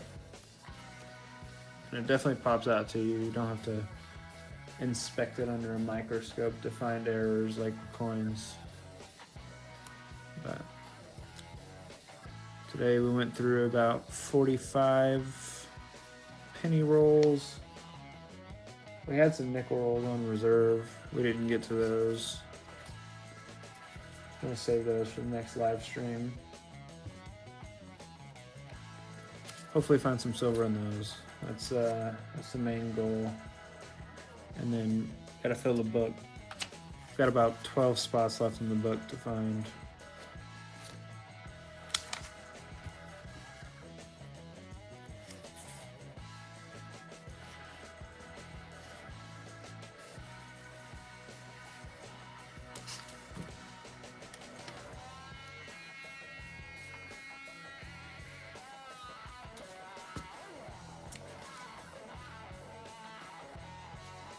Let's see. Got maybe 10 more.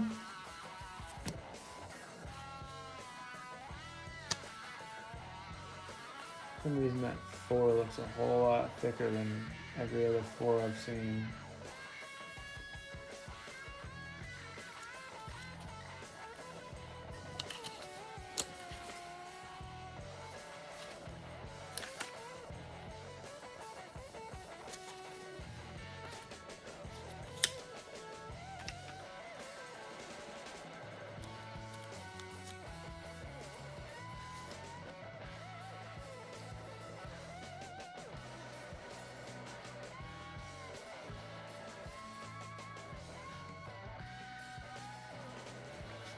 Huh.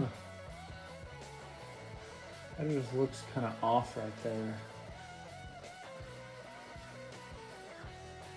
Is that misaligned or? I'm not sure if that's an error or not, but hang on. We'll find another one with two in it, and maybe a 7. Hopefully next to each other,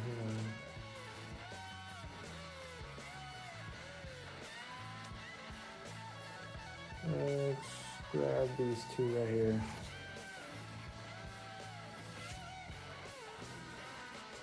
So that's pretty well in line right there. And you look up here,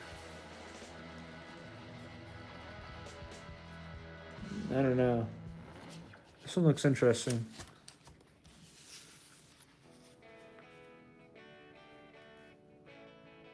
It just looks off. Let me know what you think, because I'm gonna set that one to the side. This first one that's kind of stuck out to me, like, oh geez.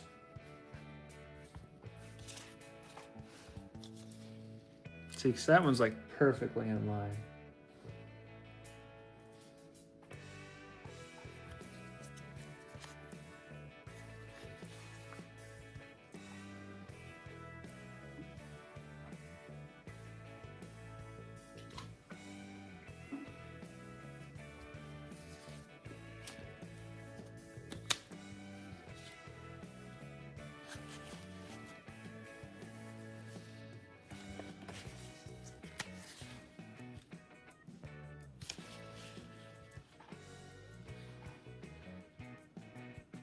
And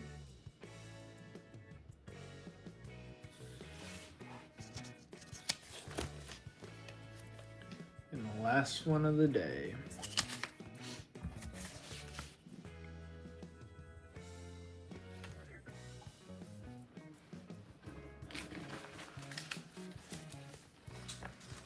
Went through